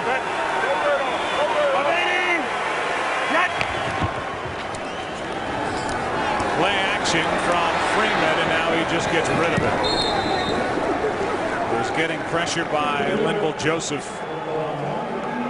It's 3rd down and 8. I think you've got to be impressed with what you've seen from Tampa Bay, and you mentioned it, only 6 first downs there in the first half, but it's plays like this, and they've talked to Josh Freeman about that. Last year, 22 interceptions, fumbled the ball 5 times, 27 turnovers from him alone, and they have talked to him throughout the offseason, throughout training camp.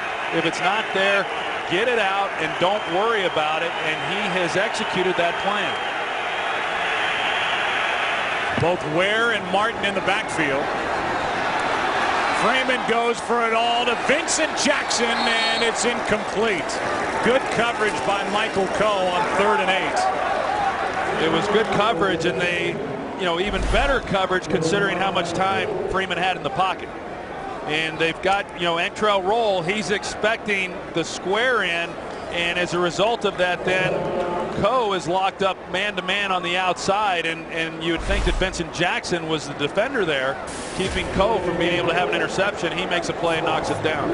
52-yard try by Connor Barth. That's only 3 shy of his career long.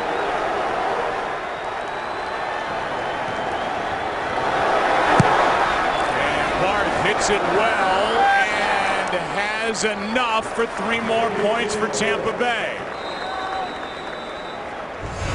Connor Barth from 52 makes it a 14-point game here in the Meadowlands. Southwest Airlines. Find our fares online only at southwest.com. By the all-new Dodge Dart. Dodge. New rules. And by the Samsung Galaxy S3. The next big thing is here. It's a 9/11 memorial, which is a must-see in Lower Manhattan if you get here.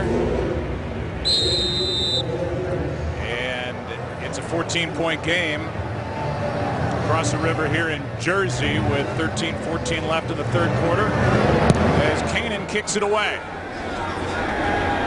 David Wilson, the rookie, getting a chance. He can really run.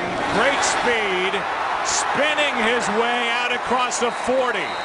And exactly what the Giants needed back the other way, a 44-yard return.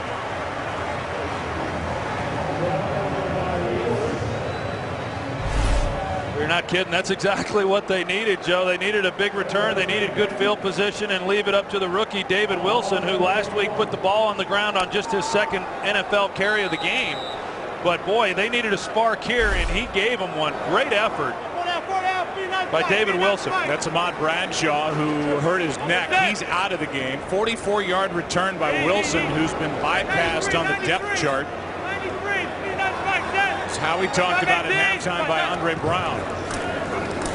Pass to the sideline, that back shoulder throw, and that pass is caught by Nix, who's closing in on a 100-yard day. Talib is out there, and Nix has had the better of that matchup. That one good for 11. Well, there's no doubt the Giants like that matchup with Nix on Talib, and they've been able to take advantage of it. And that's tough duty for Talib, and excellent catch. by Hakeem Nicks, and it's a back shoulder fade, and he's able to come back and make a play on that ball. And as you said, Joe, they've moved the ball. Moving the ball has not been the problem. They just can't have the takeaways like they've had. This is Andre Brown, and he did well to lose only a yard. First guy there was Michael Bennett. Kevin Gilbride, we have marveled in the past with his ability and willingness to stick with the run. It's a 14-point game, plenty of time left, and as you said, they've been able to move it, but for the second time in Eli Manning's career, he had a 3-interception first half. Last time was in 06 at Seattle.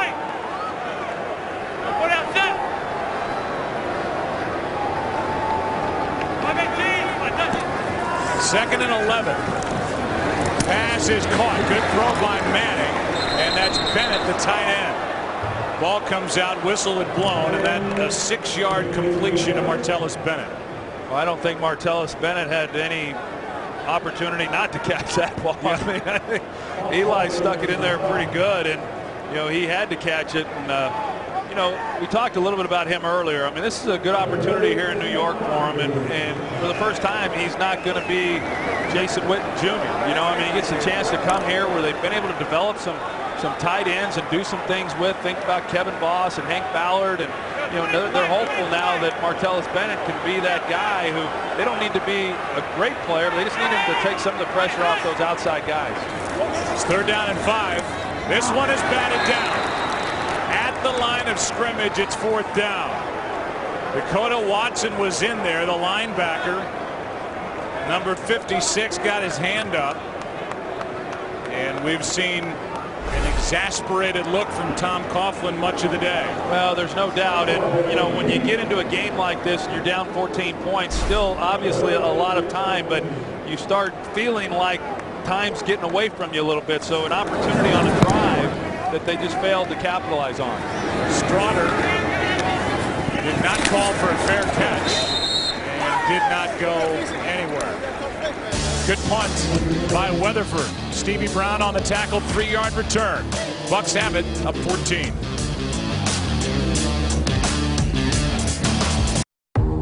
Second possession of the second half for Tampa Bay, up 14. And that'll be a false start. False start, 69. 5 yards, still first down. They get DeMar Dotson, who's making the start at right tackle with Trueblood out. Been bothered by a bad ankle. He's not even active today. Here are the connections between the Tampa Bay Bucks and the Giants. Bill Sheridan is now Tampa Bay's defensive coordinator. His group has had a nice day. Mike Sullivan is the wide receivers coach, and then Eli Manning's quarterback coach. That's him now. He's the coordinator with Tampa Bay, and DJ Ware, a good 3rd down back here for the Giants, is now with the Bucks. Down the sideline, Jackson, what a throw. And the adjustment to the catch, but that was a beauty from Josh Freeman. 22 yards and a first down. Well, it's a good throw because Josh Freeman recognizes what he has, and whenever he's had that in this game, Vincent Jackson one-on-one, he's looked him up and he's tried to get the ball in his hands. And we saw the back shoulder throw from Eli Manning to Hakeem Nicks. This time Josh Freeman makes that exact throw to Vincent Jackson along that sideline against Corey Webster.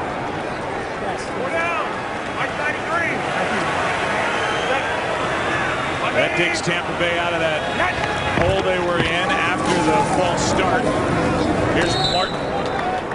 He gets 2, and let's go for a game break. Here's Patrick O'Neill. All right, Joe, let's go to Carolina. Panthers, Saints in trouble. DeAngelo Williams up the gut for a touchdown. Now 28-13. Saints trying to avoid starting 0-2. I think we knew it would be a struggle, but maybe not this. Joe, Troy, and Pam. Yeah, that's surprising, Patrick.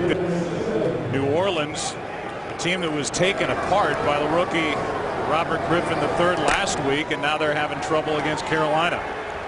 Well, I've always believed head coaching is important in this league, and so far it's proven itself out in New Orleans. On 2nd and 7, handoff is to the rookie, and Doug Martin over the right side. Depends on the spot as to whether it's enough for a first down. It is. We showed the connections there with Tampa Bay and some of the guys that they've had who had been with the New York Giants, and Mike Sullivan, their offensive coordinator, you know, he had no connection with Greg Schiano prior to getting the call to come here. And Schiano, when he got named the head coach in Tampa, there were some coaches that he was interested in around the NFL, but because of league rules, he was unable to bring those guys in. And you know, he has some young coaches from his Rutgers staff, and then he brought in a nice mix of some veteran guys. But Mike Sullivan calling plays for the first time in his coaching career.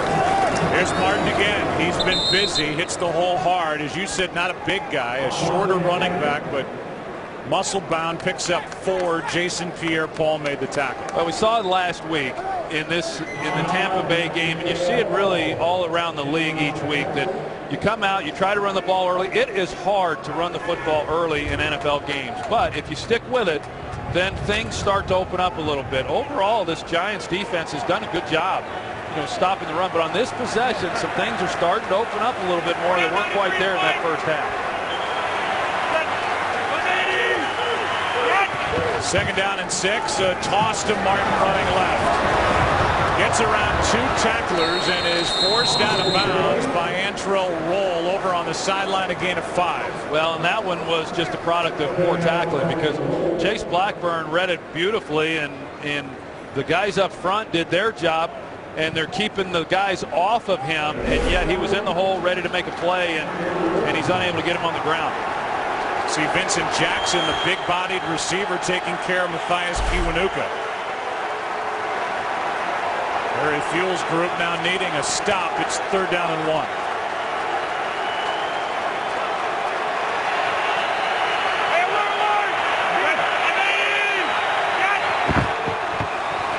Martin again, and he's swallowed up in the backfield.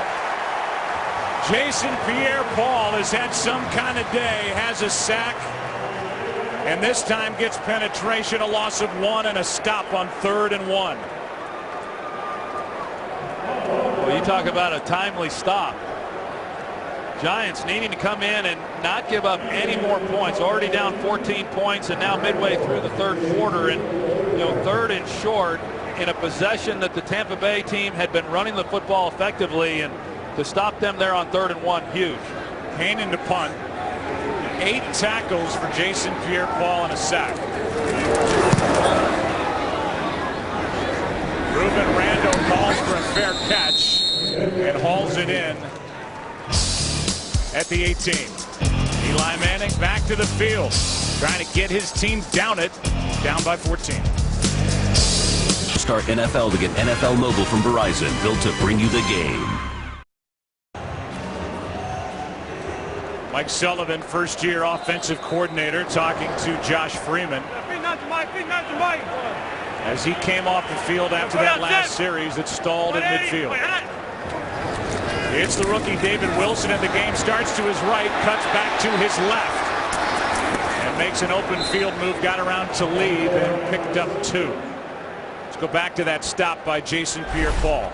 Yeah, the defensive front, Jason Pierre-Paul right here, number 90, he's just going to shoot the gap, and he's able to get inside there on Luke Stocker and make a big play in that game. I mean, they could not afford for Tampa Bay to get into a position of coming away with more points, and let alone take more time off that clock. Eric Wright, who has an interception for a touchdown, is down. They give him a look. We'll take a break. Sideline able to pop up and walk off under his own power. He suffered a big hit from Henry Hynoski. So now 2nd down and 9. With Andre Brown in the backfield with Manning. And he gets it coming out of the backfield, and you got to like what he's brought. He's brought a little life to this lineup since taking over, in essence, for Ahmad Bradshaw. When he went down, he's got some jump. Well, he's given him a little something, and I can't believe on Friday when we met with Coach Tom Coughlin that nobody asked him about Andre Brown. Well, you're the analyst. I mean, come on. Who knew? We've seen Ahmad Bradshaw go down with an apparent neck injury, so he's out of the game for the rest of the day. And Brown has jumped in front of David Wilson on the depth chart. And he's now the back for the Giants. They fake it to him. This one is off a helmet. An incomplete. in the direction of Victor Cruz. Let's go to Patrick O'Neill for a game break. Hey, Joe, let's stick with this upset potential theme. Look at New England. Zoltan Mesko getting blocked by Arizona's Quentin Groves. Now that would go out of bounds at the 2, would lead to a Kevin Cobb to Andre Roberts touchdown pass. 13-9 Arizona over the Pats. Joe, Troy, and Pam. Wow. Well, week 1 was interesting across the NFL, and week 2 shaping up that way as well with regard to upsets.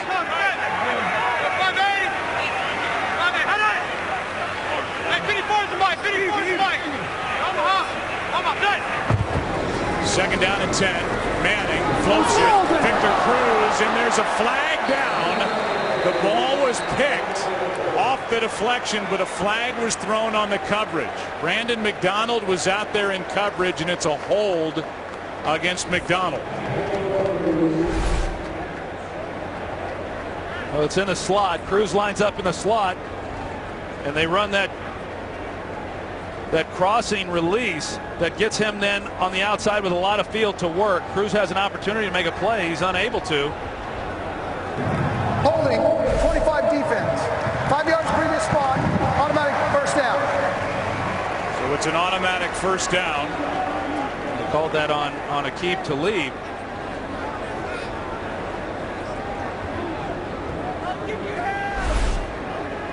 NYGvTB2012wk2, he lines up on the outside on Akeem Nicks, where he's been throughout this game, and that's the hold that they got. It was actually not on McDonald, but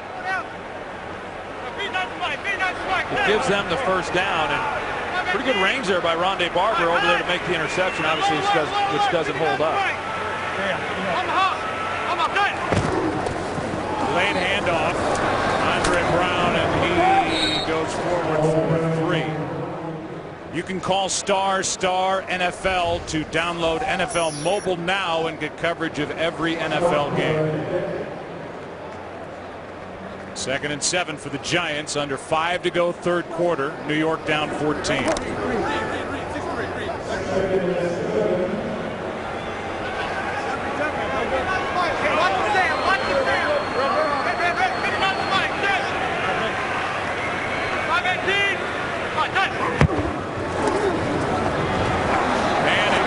Protection. There's Victor Cruz. No drops today for Victor Cruz, and he is brought down just short of first down yardage.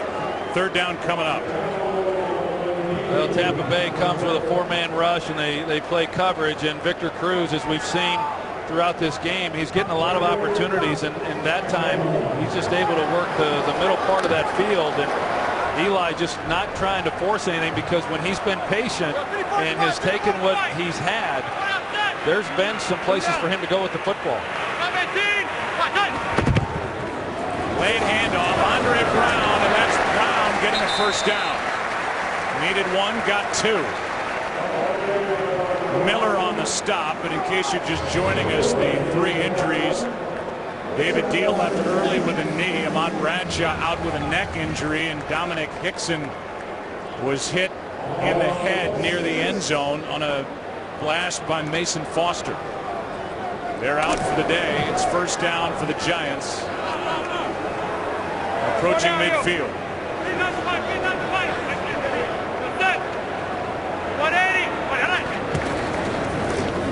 They fake it to Brown. Manning down the sideline. Victor Cruz, and that's broken up. Rondé Barber got over there. Coverage by Brandon McDonald. And Barber just showed what he can do from the safety spot.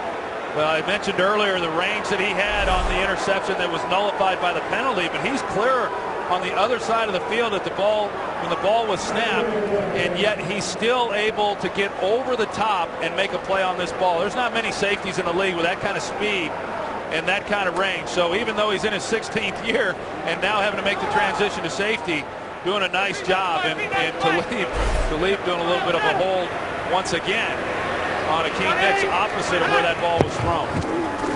On 2nd down and 10, Nicks, and there's another flag. Talib did it again. Nicks didn't see the flag. He walked right by it. Well, this has been the matchup all day long. Talib on Akeem Nicks, and certainly contact. Pass interference, 25 defense. touchdown. So instead of the 5-yard hold, it's pass interference, spot foul, and that will move the ball to the 38. 16-yard penalty on Talib. Well, you get the one-on-one. You want to take advantage of that. And certainly, Schiano would like to see Talib get a little bit of help on Nix. But when you start doing that, you take the guy out of the box that helps in run support. So they're trying to mix it up and guess right with the calls being made by the Giants. Andre Brown again. He pushes the pile, then breaks free for a moment to the 30. Yeah, and you go coverage then on this first down call, and the Giants come back with a running play, and they hit it pretty good inside. An 8-yard run by Andre Brown, who was coming off the field, now stays on. 2nd and 2. You know, this drive started with David Wilson in the backfield, but it was for that specific play, the misdirection. I thought maybe they were going to go with him, thinking he'd give him a little bit, more big play ability. But on 2nd down, they went with Andre Brown, and they've been going with him ever since. 2nd and 2. Manning with protection. That's Nix. And he sits down just inside the 20, a gain of 10. And again, no problem moving it, but the Giants need to get it into the end zone. Here's the completion to number 88, who's been busy. He sure has, and this time Eli waits for Levante David, the linebacker, waits for him to clear the passing lane, and then Nix get into it, so he's got a clear window to put the ball on him. He has the one Giants touchdown, Nix, and a 114-yard day so far. Ball comes out. Andre Brown just picks it up and turns it into a positive play. A gain of 1 as Manning came out from under center without the ball.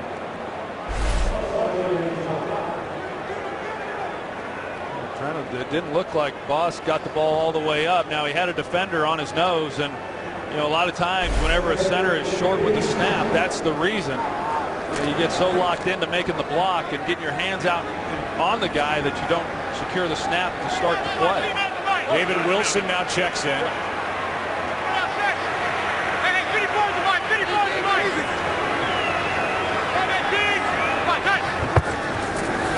11th play of this drive. End zone. Bennett out of his reach. And he's covered by the rookie safety Mark Barron. Now 3rd down. Good coverage by Mark Barron. I mean, he's a big hitter. He's a physical safety, but he's got some coverage skills as well. And last week in that win over Carolina, did not come off the field. Now they only played 49 snaps, but he played every one of those snaps. And I don't know that he's come off the field in this game either. I haven't seen him off. 7th overall pick out of Alabama.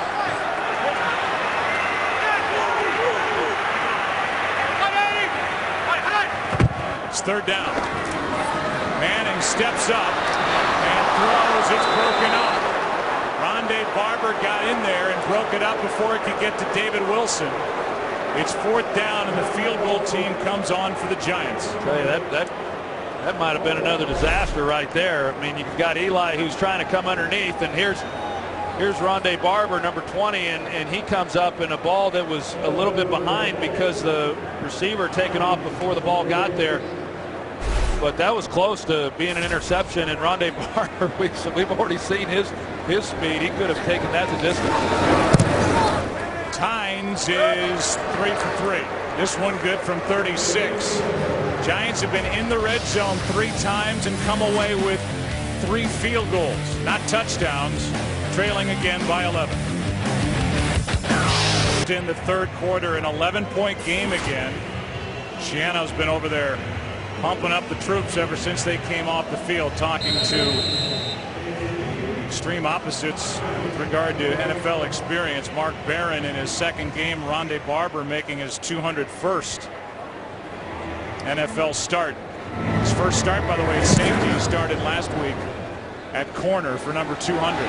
This is Ben from inside the end zone. It really has Ben as a 55-yarder in this half. This one good for 25. The new AP rankings are out, and this Saturday college football returns to Fox. First, Aaron Andrews, Eddie George, and Joey Harrington get you ready for kickoff with the Fox College Saturday pregame show. Then 2 unbeaten teams clash. 15th ranked K-State. They're in Norman, Oklahoma, take on the 6th ranked Oklahoma Sooners. Big 12 opener for both teams. Coverage of Fox College football begins Saturday at 7 Eastern, 4 Pacific. Got to say it, Joe. Did they win? Yes. My Bruins are 3-0. They're rolling. The undefeated, the only UCLA undefeated Bruins. team in LA. Play clock winding down. Freeman, play action, and a big hit. No flag is thrown. Kenny Phillips came up and popped Vincent Jackson. No flag. And you could see that collision coming a mile away. Flag. I mean, that's how do you not throw a flag on that call? I mean, Kenny Phillips is coming in, and it's shoulder pad or helmet. I mean, it's definitely to the head. And if that's not a defenseless receiver, I don't know what is, and I don't know an easier call to make. And Vincent Jackson, he got up. Thankfully, he wasn't hurt, but he just knew there was going to be a flag on the ground, but no call. Here's Freeman backing up, and he's picked off by Corey Webster.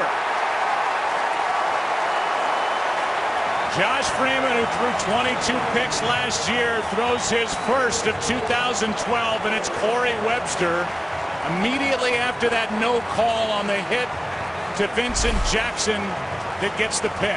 Well, watch here. Josh Freeman's going to have the ability, like Romo did last week, to break, contain, and get outside and pick up a lot of yardage if he was that type of quarterback. But he's not, and the Giants know that. Now, this is one of the few mistakes Josh Freeman has made in this game because he had time, he bought himself some time, and when you throw the ball late down the middle and you're inaccurate, bad things can happen. But that was a good job defensively by the Giants of capitalizing on that, giving the ball to their offense with great field position. No team turned it over more last year than Tampa Bay.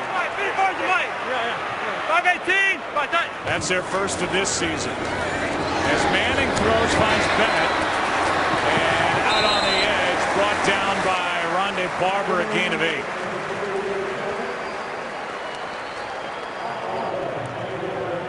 So Martellus Bennett makes that catch good for 8, and that's the end of 3. 27-16. Tampa Bay back after this from your local Fox station. Corey Webster gets the interception. The Giants completed a ball to Martellus Bennett, and we've seen Eric Wright, who got that hit right in his back by Henry Hynoski last time the Giants had it at the start of that last possession. And the big free agent pickup that the Tampa Bay Bucks brought in to help out on the outside is still on the sideline. Tampa Bay just turned it over for the first time in this game. Giants have done that 3 times. New York with a football inside the 30 at the 28, down by 11 as we start the 4th. We had Eric LeGrand in our booth. What an inspirational young man. We showed you the moment before kickoff today during the coin flip. He has a new book called Believe coming out September 25th. Young man who played football at Rutgers. Here is Brown. Gets to the edge. Barron pulls him down out of bounds. No flag at the end of it. A gain of 9 and a first down. Well, they very easily could have called Mark Barron there at the end of that play. Andre Brown was well out of bounds.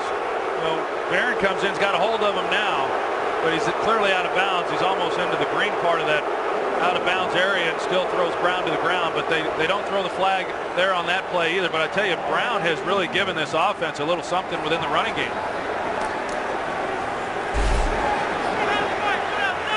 62 yards on the ground on 9 carries. Here he is again.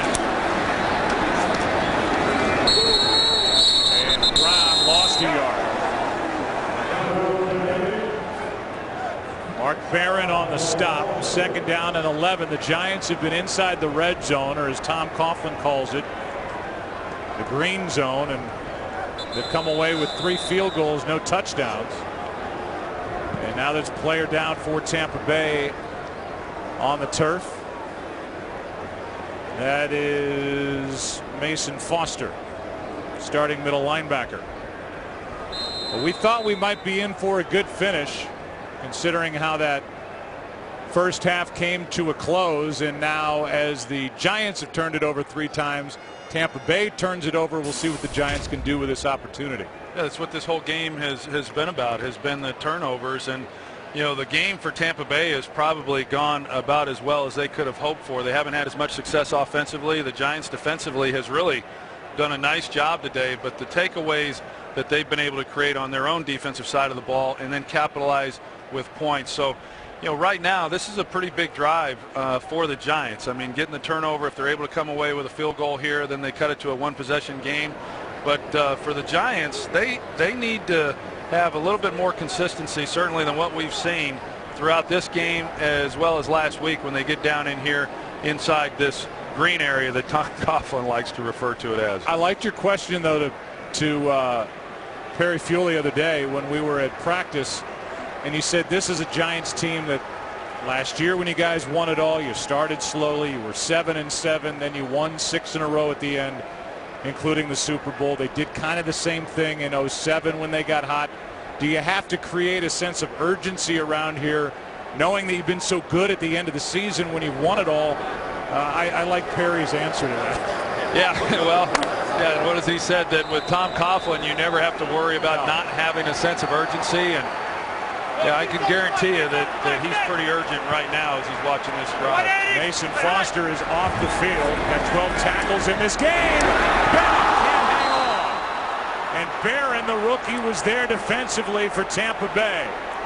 But it was a good route, a perfectly thrown ball by Eli Manning, and he gets Barron on his outside, and then, you know, inexplicably he tries to make a catch with one hand. You know, I mean, I don't know if he just couldn't get his left hand up to make a play on it as well, but you know, those types of opportunities just don't really present themselves all that often. But those are the plays that they need to have from Martellus Bennett, because those are the plays they got from Boss, and those are the plays they got from Hank Ballard.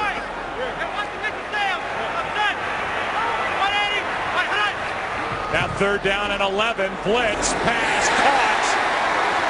That's Nix. Dragged to the ground by Talib, and Nix has had a huge day. Good for 14 on 3rd and 11. Well, I think Aqib Talib's going to hope he never has to see number 88 again, because he's gotten a heavy dose of him all afternoon, and Nix has had a nice afternoon against him. And here you are, 3rd and long, and they go with the slant, and they complete it, whereas the Giants would have had to settle for a field goal on that possession had they been able to make the stop. Play action, wide open, but that one behind and tipped. Victor Cruz, the intended target, and Eli would love to have that one back because Cruz was left alone. Yeah, Adam Hayward, 57, is the one who comes back off the line and gets a hand on it, because, yeah, Cruz was wide open right over the ball.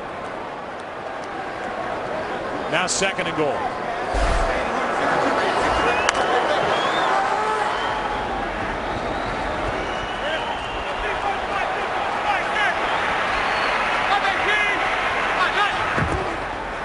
Hand off to Brown. Not much room to run. And Brown will lose a yard to bring up 3rd and goal. Levante David, the rookie, was playing with a bad right hand or wrist, was in there to make the stop. And now another big 3rd down for this Giants offense. Well, it makes it tough on play caller Kevin Gilbride when you're not able to run the ball any more effectively than the Giants have been able to. I thought the turning point last week was their inability to score when they got to the 1-yard line. But when you have to rely on your quarterback every time to score from 5 and 6 yards out, that is hard to do. 5-18! Nix at the bottom of the screen. Manning with all day. Throws it away over the head of Martellus Bennett. And it'll be 4th down. This, though, a field goal here would make it a 1-score game with a 2-point conversion on the end of it. But again, a missed opportunity down here close. Well, you can hear the frustration in the crowd, you know, because they've been watching it as well. They've been watching it in this game. They watched it last week, and You know, Greg Schiano, on the other hand, he knows what a good defensive stop that was. Yeah, you bend and you give up yardage, but to not give up a touchdown and keep this 8 points is pretty big. 4 red zone trips for the Giants offensively, 4 field goals. It is an 8-point game here in the Meadowlands. Sponsored by Sprint. By Pizza Hut. Make it great. And by Bud Light, the official beer of NO. Tampa Bay Buccaneers will get it back here on the road. At the Meadowlands, they lead by 8. There's the drive that ended outside the end zone. And bottom line, certainly the difference in this game, failure in the red zone for this offense to get touchdowns. They've missed a couple of chances. Bennett dropped one in the first half. Nix has the only touchdown for the Giants.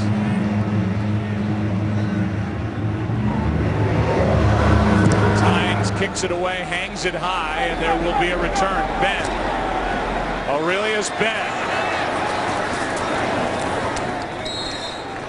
Brought down by Michael Coe. A return of 19 yards. Josh Freeman, fresh off the pick.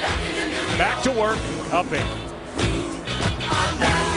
Eli Manning watching with the rest of us as the Giants defense heads back to work.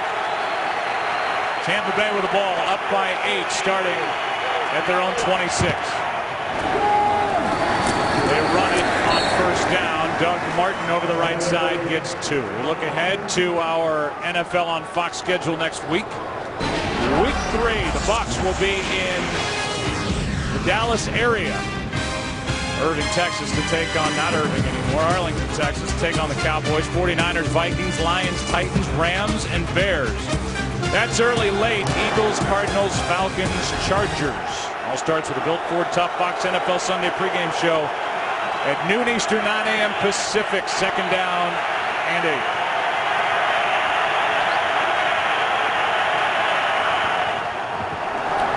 Handoff is to Martin. Gets 1. Rocky Bernard was in there along with Justin Tuck. Well, you see what Tampa Bay is trying to do, and that is run the football and pick up first downs and keep this clock running and hopefully get into a position of coming away with more points. But, you know, they haven't run the ball well on first and second down there, and the Giants know what they want to do and what Mike Sullivan's talking about. So ultimately, this is really going to come down to Josh Freeman being able to connect to keep the ball and keep the chains moving. 1 for 7 on third down are the Bucs. 4-man rush. Buccaneers pick it up. Freeman's got all day. Finds a man. That's Strotter for a first down. And there was no pressure on Josh Freeman on that third down throw. Well, across the board, first of all, they secure Jason Pierre-Paul and they don't let him get there. They only rush 4 guys. The Giants, they send Jaquan Williams down deep down the middle of the field. He's playing deep safety back here, but because there's no pressure, then it becomes like sandlot football, and it's just about a receiver being able to create separation and then Freeman finding him, and he's able to, and that's a big third down conversion for this Tampa offense. 14 yards on 3rd and 7. DeMar Dotson's done a nice job out at right tackle. Blackburn in on the stop. He wasn't alone. Doug Martin over the right side gets 3. Yeah, I wouldn't be surprised if Tampa Bay, you know, plays every down like they did on the previous 3 downs, and that is run it on first down, either run it on second down or a real high percentage pass where they know the clock will keep running, and then pick it up on third down. But you know, that's kind of the style that this Tampa team has shown here in the early going last week and then again here today. And Greg Schiano looks like he's getting himself a migraine as he sees this thing unfold. 2nd and 7, play clock down to 2. And they forgot about the play clock. Penalty flag flies. Timeout. But they're going to give Tampa Bay a timeout. I believe somebody on the sideline called the timeout. They're going to pick up the flag. That's the first timeout charge to the Buccaneers, up 8. With EcoBoost. 8-point game. Tampa Bay with a football, trying to prove a point here on the road, trying to go to 2-0. 2nd and 7. A good time for play action, Joe. They really wanted to take a shot.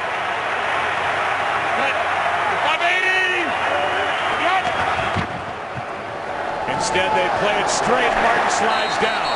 Jaquan Williams there to help on the stop. Linval Joseph, a loss of 1. Let's go for a game break. Here's Kirk. Well, the New England Patriots a perfect 10-0 in home openers at Gillette, but Kevin Cobb in Arizona putting that in jeopardy. His touchdown puts them up 20-9 midway through the 4th quarter. Joe, Troy, and Pam, a lot of people in the survivor pool is a little nervous right now. I would say. There's the day for Cobb. And here it's 3rd down and 8. Another big 3rd down for these two sides in a 1-score game.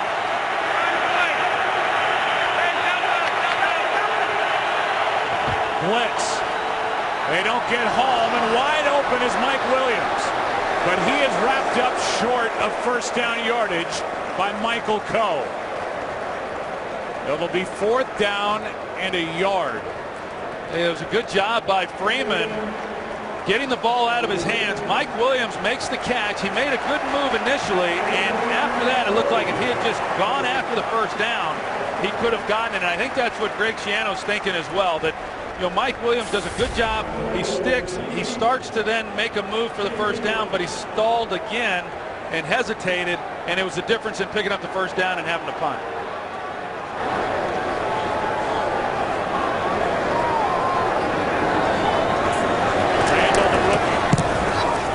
For the punt, end over end, fair catch. Rubin hauls it in at the 12. That's where the Giants will start. Mike Williams with that move tried to pick up the 1st down, a yard shy. Schiano didn't like it, says go punt it. Giants.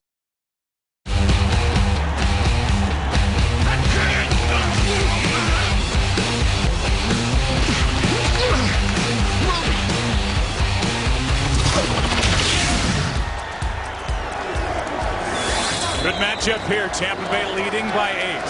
Starting at the 12. Eli Manning and this Giants offense. Underneath, it's Andre Brown. Out to the 20. Gain of 8. Eric Wright, when this drive started and on that first play, was just coming back out onto the field after getting hit in the back by Hynoski 2 possessions ago. So he's on the sideline. Mason Foster, who left with cramps, is back out there defensively for the Bucs. It's 2nd and 2. Pass is caught by Nix. And now incomplete.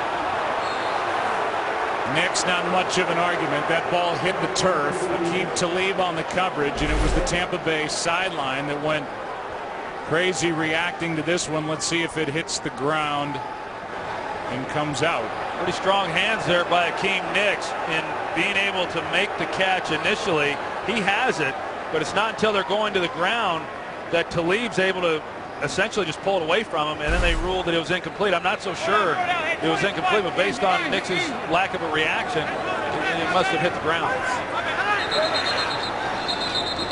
Timeout taken by Schiano, who came running down to take it. Tampa Bay, it's their 2nd charge timeout. Before 3rd and 2.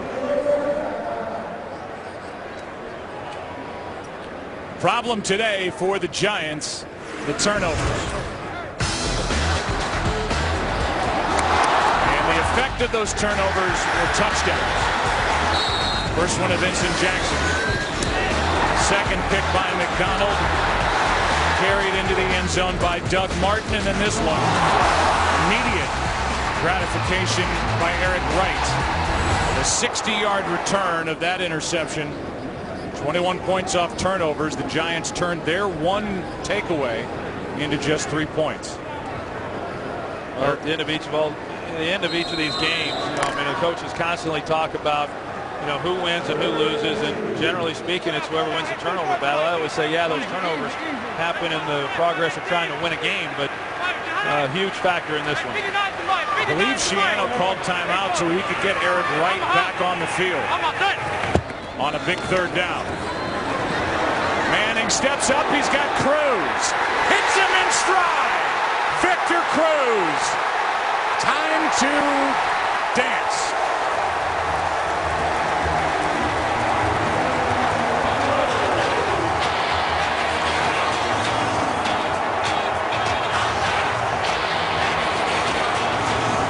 In honor of his late grandma, his beloved abuela, Lucy Molina, who taught him that salsa dance when they were listening to the late Tito Puente. And his grandmother passed away this week. And now in this two-point game after that 80-yard touchdown completion to number 80, Victor Cruz has had a nice day. 11 catches, 179 yards. Now the touchdown, the two-point try, and an attempt to tie it.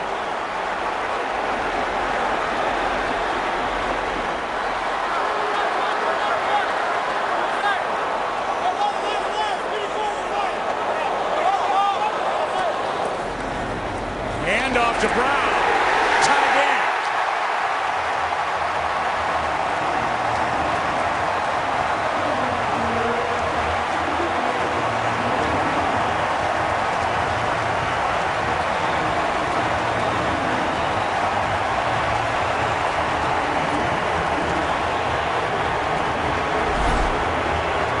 They're going to bring the blitz off the edge here from Eric Wright. So that puts Rondé Barber in man-to-man coverage on Victor Cruz. Now, I think Rondé Barber, 16th year in the league, he's expecting Cruz to just go to the first down and turn around. So he's expecting a curl route in front of him. He sits on the route. Cruz runs by him, and there's just nobody there. So Barber gets caught guessing, and a good call by Kevin Gilbride in this New York Giants offense. And what a perfect throw from Eli Manning, who's thrown the interceptions, but he dropped this one right into the arms of Victor Cruz. Number 80, 480 yards. The two-point conversion ties this game at 27. And after hearing about the drops all week, he had 3 against Dallas. He's in. And then Andre Brown is in, plowing ahead, and Eli Manning, despite the frustrating first half, has got his team back even with Tampa Bay. That's got to feel awfully good for Victor Cruz after a disappointing opening night with 3 drops. He has sure responded here this afternoon. Another one that hangs high, so a return for Ben. And Aurelius Ben gets hit and hit hard. Play made by Paysinger. You know, Joe, when Mike Sullivan came to Tampa Bay and started installing this offense, the film that he was showing Josh Freeman was film of Eli Manning and all the cut-up reels and the installation as to how they wanted to do things. And Josh Freeman's watched more film on Eli Manning than any other quarterback in the league over the last 6 months, and now he gets a chance to really kind of go out and do what Eli Manning's been doing for quite some time. That's win a ball game late in the 4th quarter. This place is alive on first down for Tampa Bay.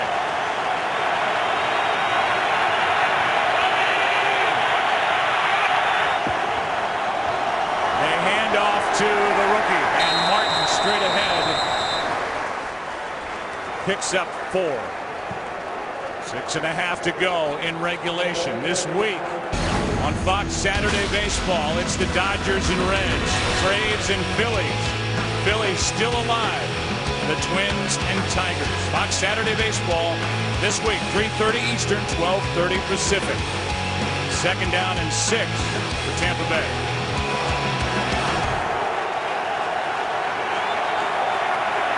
Well, they got a running formation. I still think play action off something like this should give them a chance down the field. Here's a blitz.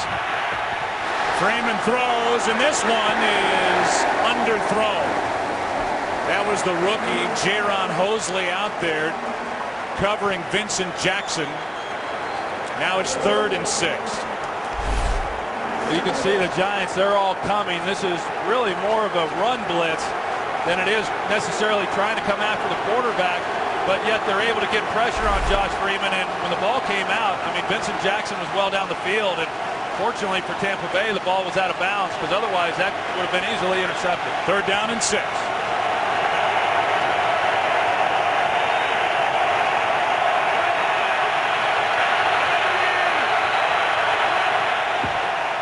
Blitz, quick setup and throw for Jackson, incomplete. Justin Tryon out there defending, and it's 3 and out. And all the momentum belongs to the sideline with guys dressed in blue as this miss on 3rd down and 6. Yeah, Justin Tryon had good coverage, but it was a well-thrown ball by Freeman. It's just that Jackson was unable to get his other arm up to make a play on that ball, but a good gain on 1st down and then 2 straight incompletions. Punt by Cannon takes a bounce, goes right out of bounds, and a drive that lasted less than a minute. Remember, Tampa Bay took a couple of timeouts. They only have 1 remaining. The Giants all 3, and now you've got Eli Manning in a spot where the game's in his hands. And certainly last year and before last year, he proved this is somebody that makes a defense worry, that when it's in number 10's hands and the game's on the line, he knows how to win it. Guy's got ice water running through his veins. I mean, he's really amazing. I mean, he's obviously a great player, but like all great quarterbacks, he's exceptionally good here in these stages of a game. He's got 20 career game-winning drives, and he floats this one for Nix. A hand on him, then that extra hit at the end by Barron, and Nix is slow to get up. There was a lot of contact on that route as well. Looked like there was a hold. Yeah, there's a hold at the beginning of it. That's not where the issue was for Nix. It was after he went to the turf. Right here. And he got his right ankle stepped on. Yeah, you see, that's the reaction. Yeah, that's where he hurt himself, was when he got stepped on. But Aqib Talib, there's been a lot of contact. We've shown it throughout this game between those 2 guys, and it's been a matchup that has heavily favored the New York Giants. But he gets away with a hold, as you see. He's got a fistful of jersey right there.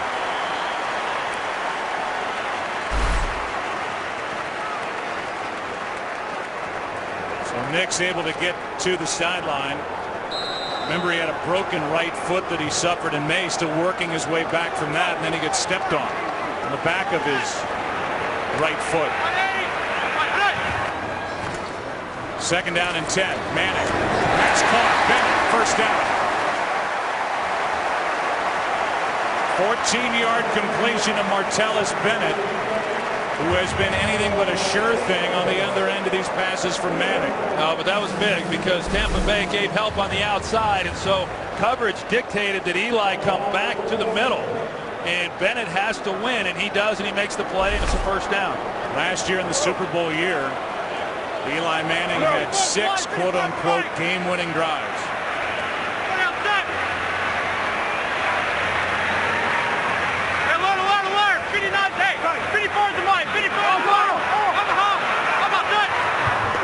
Blitz coming from Rondé Barber. Manning throws and finds Nix right back into the action, adding to his big day. You got Brandon McDonald, who's lined up on Nix, who was just signed in late August, and Nix has done so much as far as releasing to the outside and getting the big play down the field that this time he runs the slant. McDonald's anticipating an outside release. He jumps outside and completely opens up the throwing lane on the slant. He was out there on an island. There was no safety help given to him whatsoever. 400-yard passing day for Eli Manning.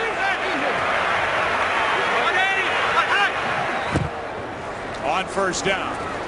Manning steps up, floats it for Bennett. The catch. The touchdown.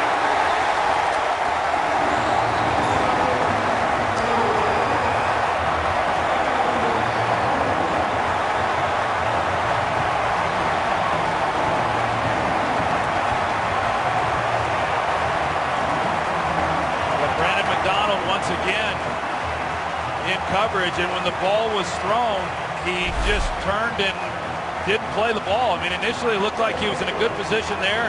The ball's thrown, and he turns and tries to find the receiver, as opposed to turning and continuing to play the ball in flight. Bennett is 6'6". McDonald is 5'10". And it's a 7-point lead. Eli Manning, who last year threw 15 touchdown passes in the fourth quarter, which was an NFL record, has 2 today against Tampa Bay. And the Buccaneers have blown a 14-point lead, now trailed by 7, and the focus switches from Manning to Freeman as Eli and the Giants are on top.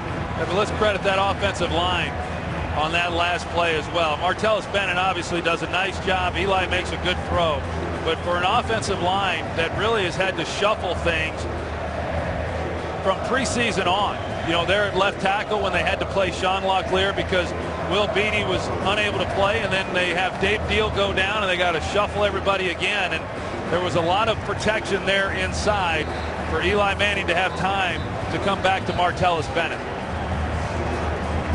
They showed that they were going to throw a quick wide receiver screen to the left side of the field, and Eli didn't like the way that it looked, so he got off of it, and he then has to locate what's happening down the field, and without protection he's not able to do that. So again, David Deal goes out early, hurts his knee. They shift Sean Locklear out to right tackle. Beatty takes over at left tackle. And look at a career high 436 yards passing for Eli Manning, and now the touchdowns equal the interceptions. A 3-interception first half, and that is long since forgotten now, with the Giants up 7 under 4 to play, and it's on Josh Freeman now, the 4th-year pro out of K-State, first-round pick in 09 to bring Tampa Bay back.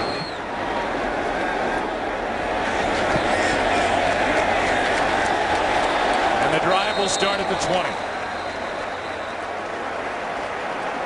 DJ Ware ends up on top of the football. DirecTV postgame shows coming up right after the action, which couldn't be any better right now here in the Meadowlands. This place is buzzing. Well, this is the first time, Joe, that this Tampa team, last week it didn't happen. They controlled the game pretty much throughout. You know, it got tight, but they didn't have to do anything they didn't want to really have to do. And that's how it's been throughout this game. Now for the first time, down 7. They're battling the clock. 1 timeout. I mean, they're going to have to get out of their comfort zone and do some things throwing the football with Freeman that they would have preferred not to have had to do. They started with a run, but eventually they're going to have to go through the air. It's Doug Martin. Stop is made by Hosley, the rookie corner. A gain of 3, and the Giants have outscored Tampa Bay 21-zip over the last 11 minutes 40 seconds and lead by 7. And only 1 timeout remaining for Tampa Bay.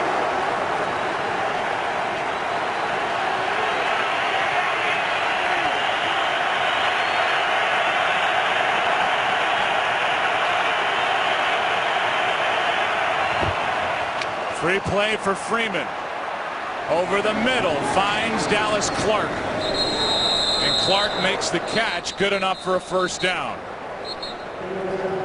10-yard completion.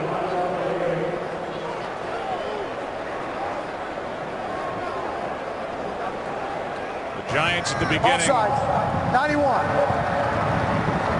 Penalty be declined. Results of play, first down. It's Tuck who came across early, so a free play. Well, there's time on the clock clearly, Joe, with 3 minutes and 12 seconds, but they can't burn as much time off the clock as they did in between first and second down there. If they're going to huddle, which they can still do, there's got to be more urgency than what they showed on that last possession or the last snap.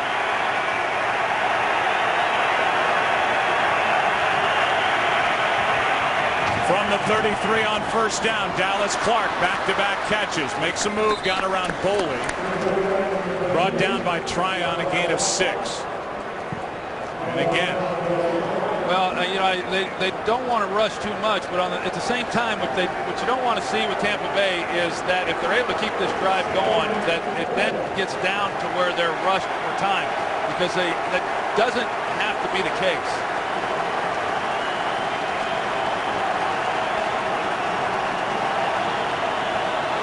Second down and 4.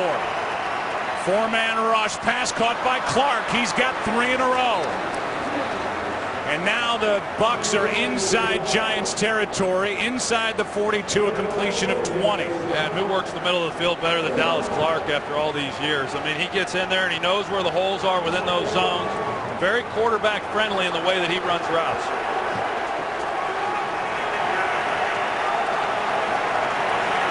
Coming up on the 2-minute warning.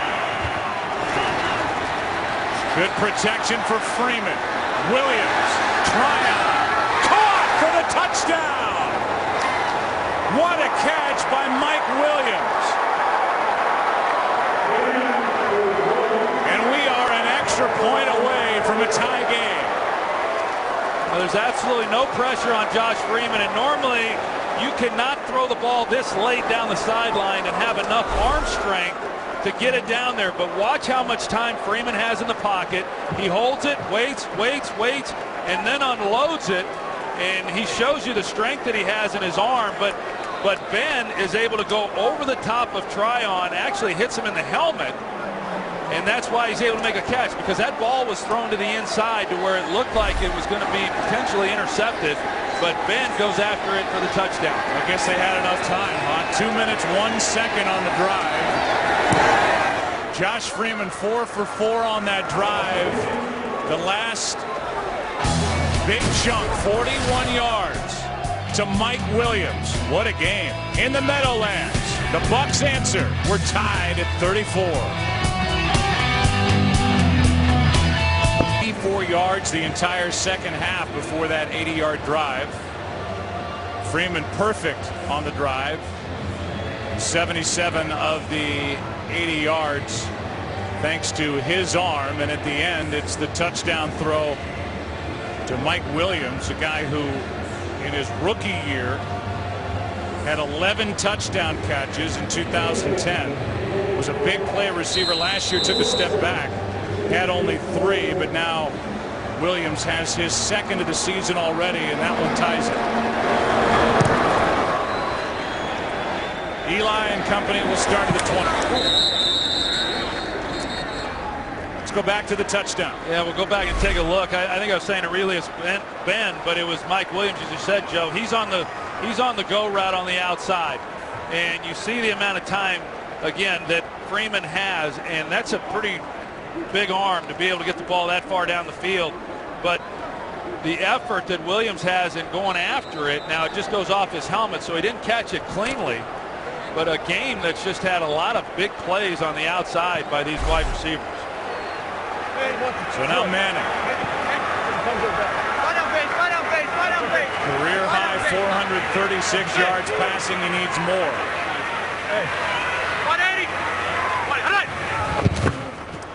Just a 3-man rush. Down the sideline, Barton left wide open. And Ramsey's Barton with a completion out to the 44, a 24-yard completion from Eli Manning. If you're just joining us, this game has now gone back and forth lately, a game that had been dominated by Tampa Bay. Buccaneers at one point led by 14. Giants went ahead last time they had it. Now we'll have a full start. Tampa Bay and Josh Freeman answered with a 41-yarder to Mike Williams to tie it. False start, 75, offense, 5 yards, first down. That's Sean Locklear, who's now out at right tackle, and if you are joining us, he's there because David Deal is out with a knee injury that he suffered in the first half. Ahmad Bradshaw is out with a neck injury. Dominic Hickson for the Giants out with a head injury. It's 1st and 15 for New York. They have all 3 of their timeouts left.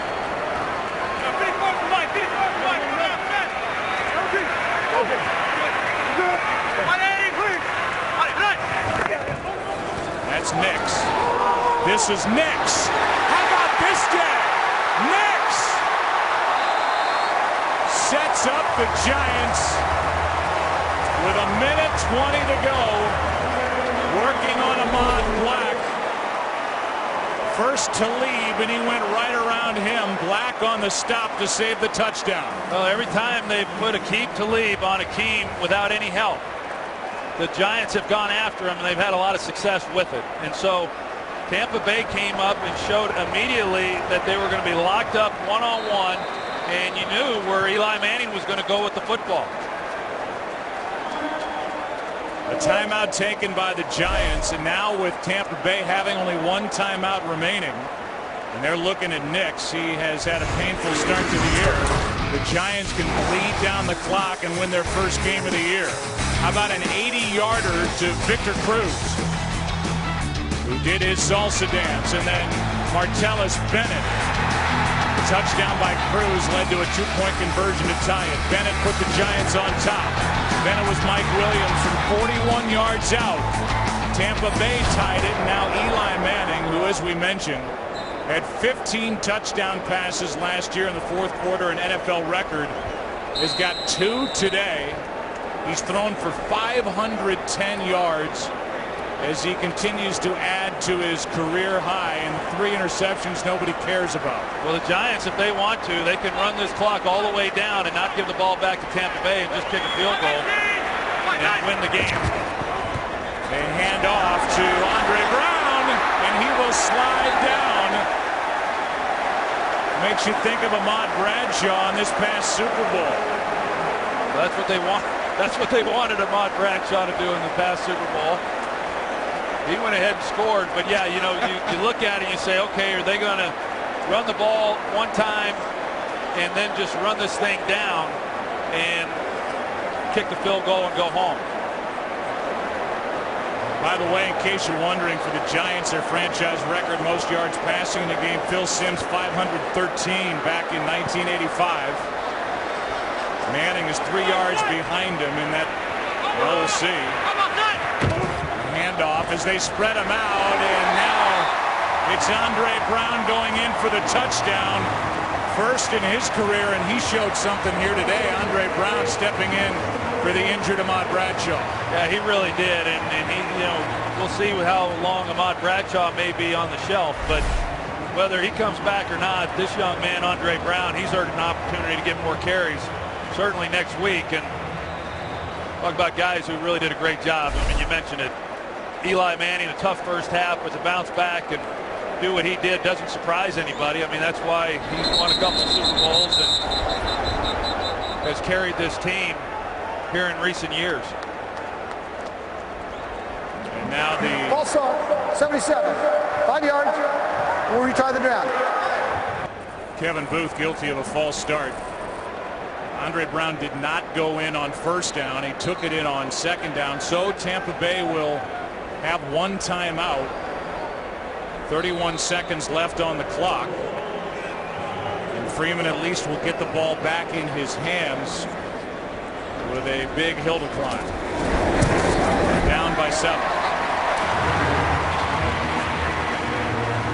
The big play on that last drive that set up the Andre Brown touchdown run was another one to Hakeem Nicks, who's got a 199-yard day. And he almost got in, then had to limp off. Still working his way, Troy, back from that broken right foot. Practicing only 1 day a week on Thursdays. Got stepped on earlier in this fourth quarter, and man, he's had some kind of day, and he's been right in the face of Aqib Talib since this thing was kicked off at 1 o'clock. Really a great game, and you know, as you said, Joe, the limited practice time that'll probably carry throughout the season. You know, those types of injuries are difficult to heal during the year, but as well as he played today, I think I'd give him a couple days off. Why not? That was a 50-yarder, by the way, to Hakeem Nicks. Mixed into the 199 on the day. Career high for Eli Manning. And the Giants with 605 total yards offensively for the franchise, their most in over 61 years. You know, the one thing about it, though, Joe, is even with, you know, just 30 seconds, 31 seconds, less than that after this kickoff, the Bucs are going to have an opportunity. And The Giants didn't have to give him that. Now, there's no guarantee that you make the field goal if that's what you settle for. But deciding to score down there, they now give Tampa Bay at least a chance to try to tie this thing up. This is DJ Ware. And the former Giant almost broke free. Antrel Roll was underneath there making the stop. 25 seconds remain in decent field position at their own 36.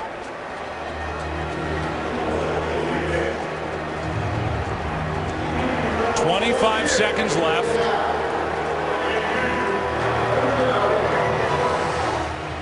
We welcome in yet another new audience.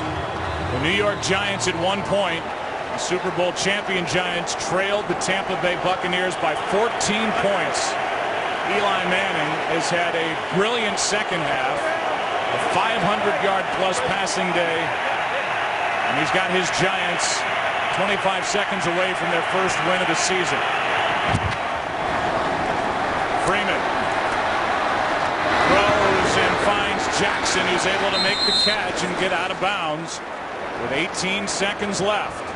That one good for 21 yards. Well, with that throw there and the arm that Josh Freeman has, I mean, if they can decide to do it here, but they're going to have an opportunity if they don't get sacked.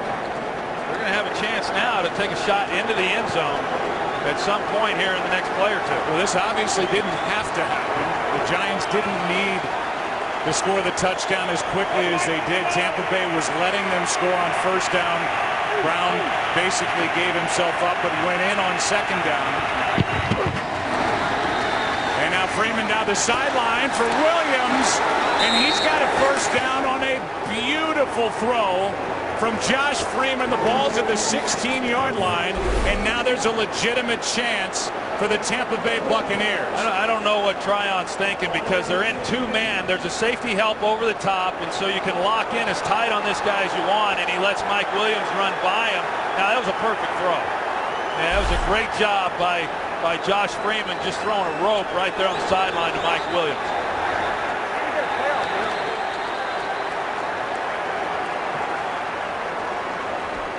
We'll take another look at it. The previous play is under review.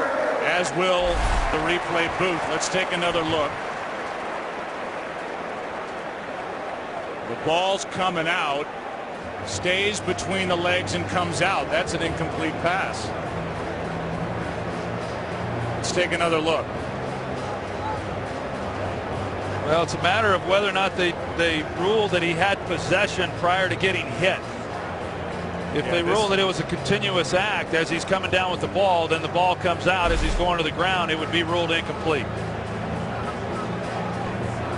Mike Pereira is with us from Los Angeles. This is an interesting one because there is a hit there. We've always heard about maintaining control going to the ground. What are your thoughts on this?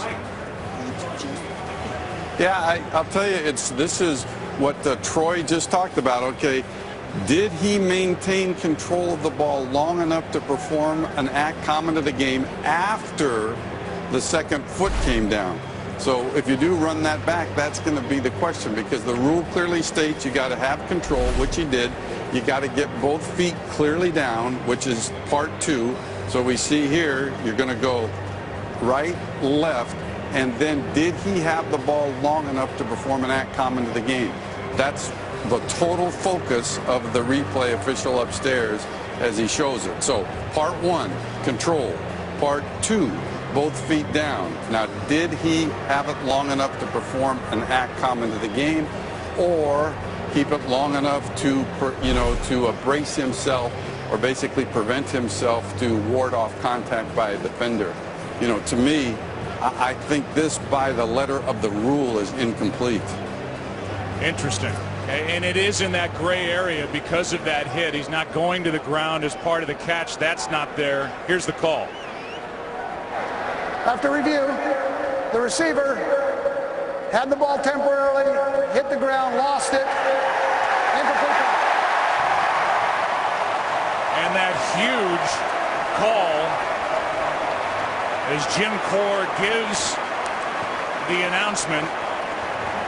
Going to the ground after that hit, not enough time, as you heard Mike Pereira say, to make a football act, an act common to the game of football after making the catch, getting both feet down, and that completion is taken off the board, and the ball goes back to the 45-yard line.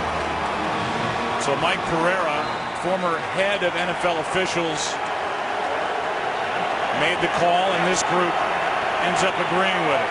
12 seconds remain.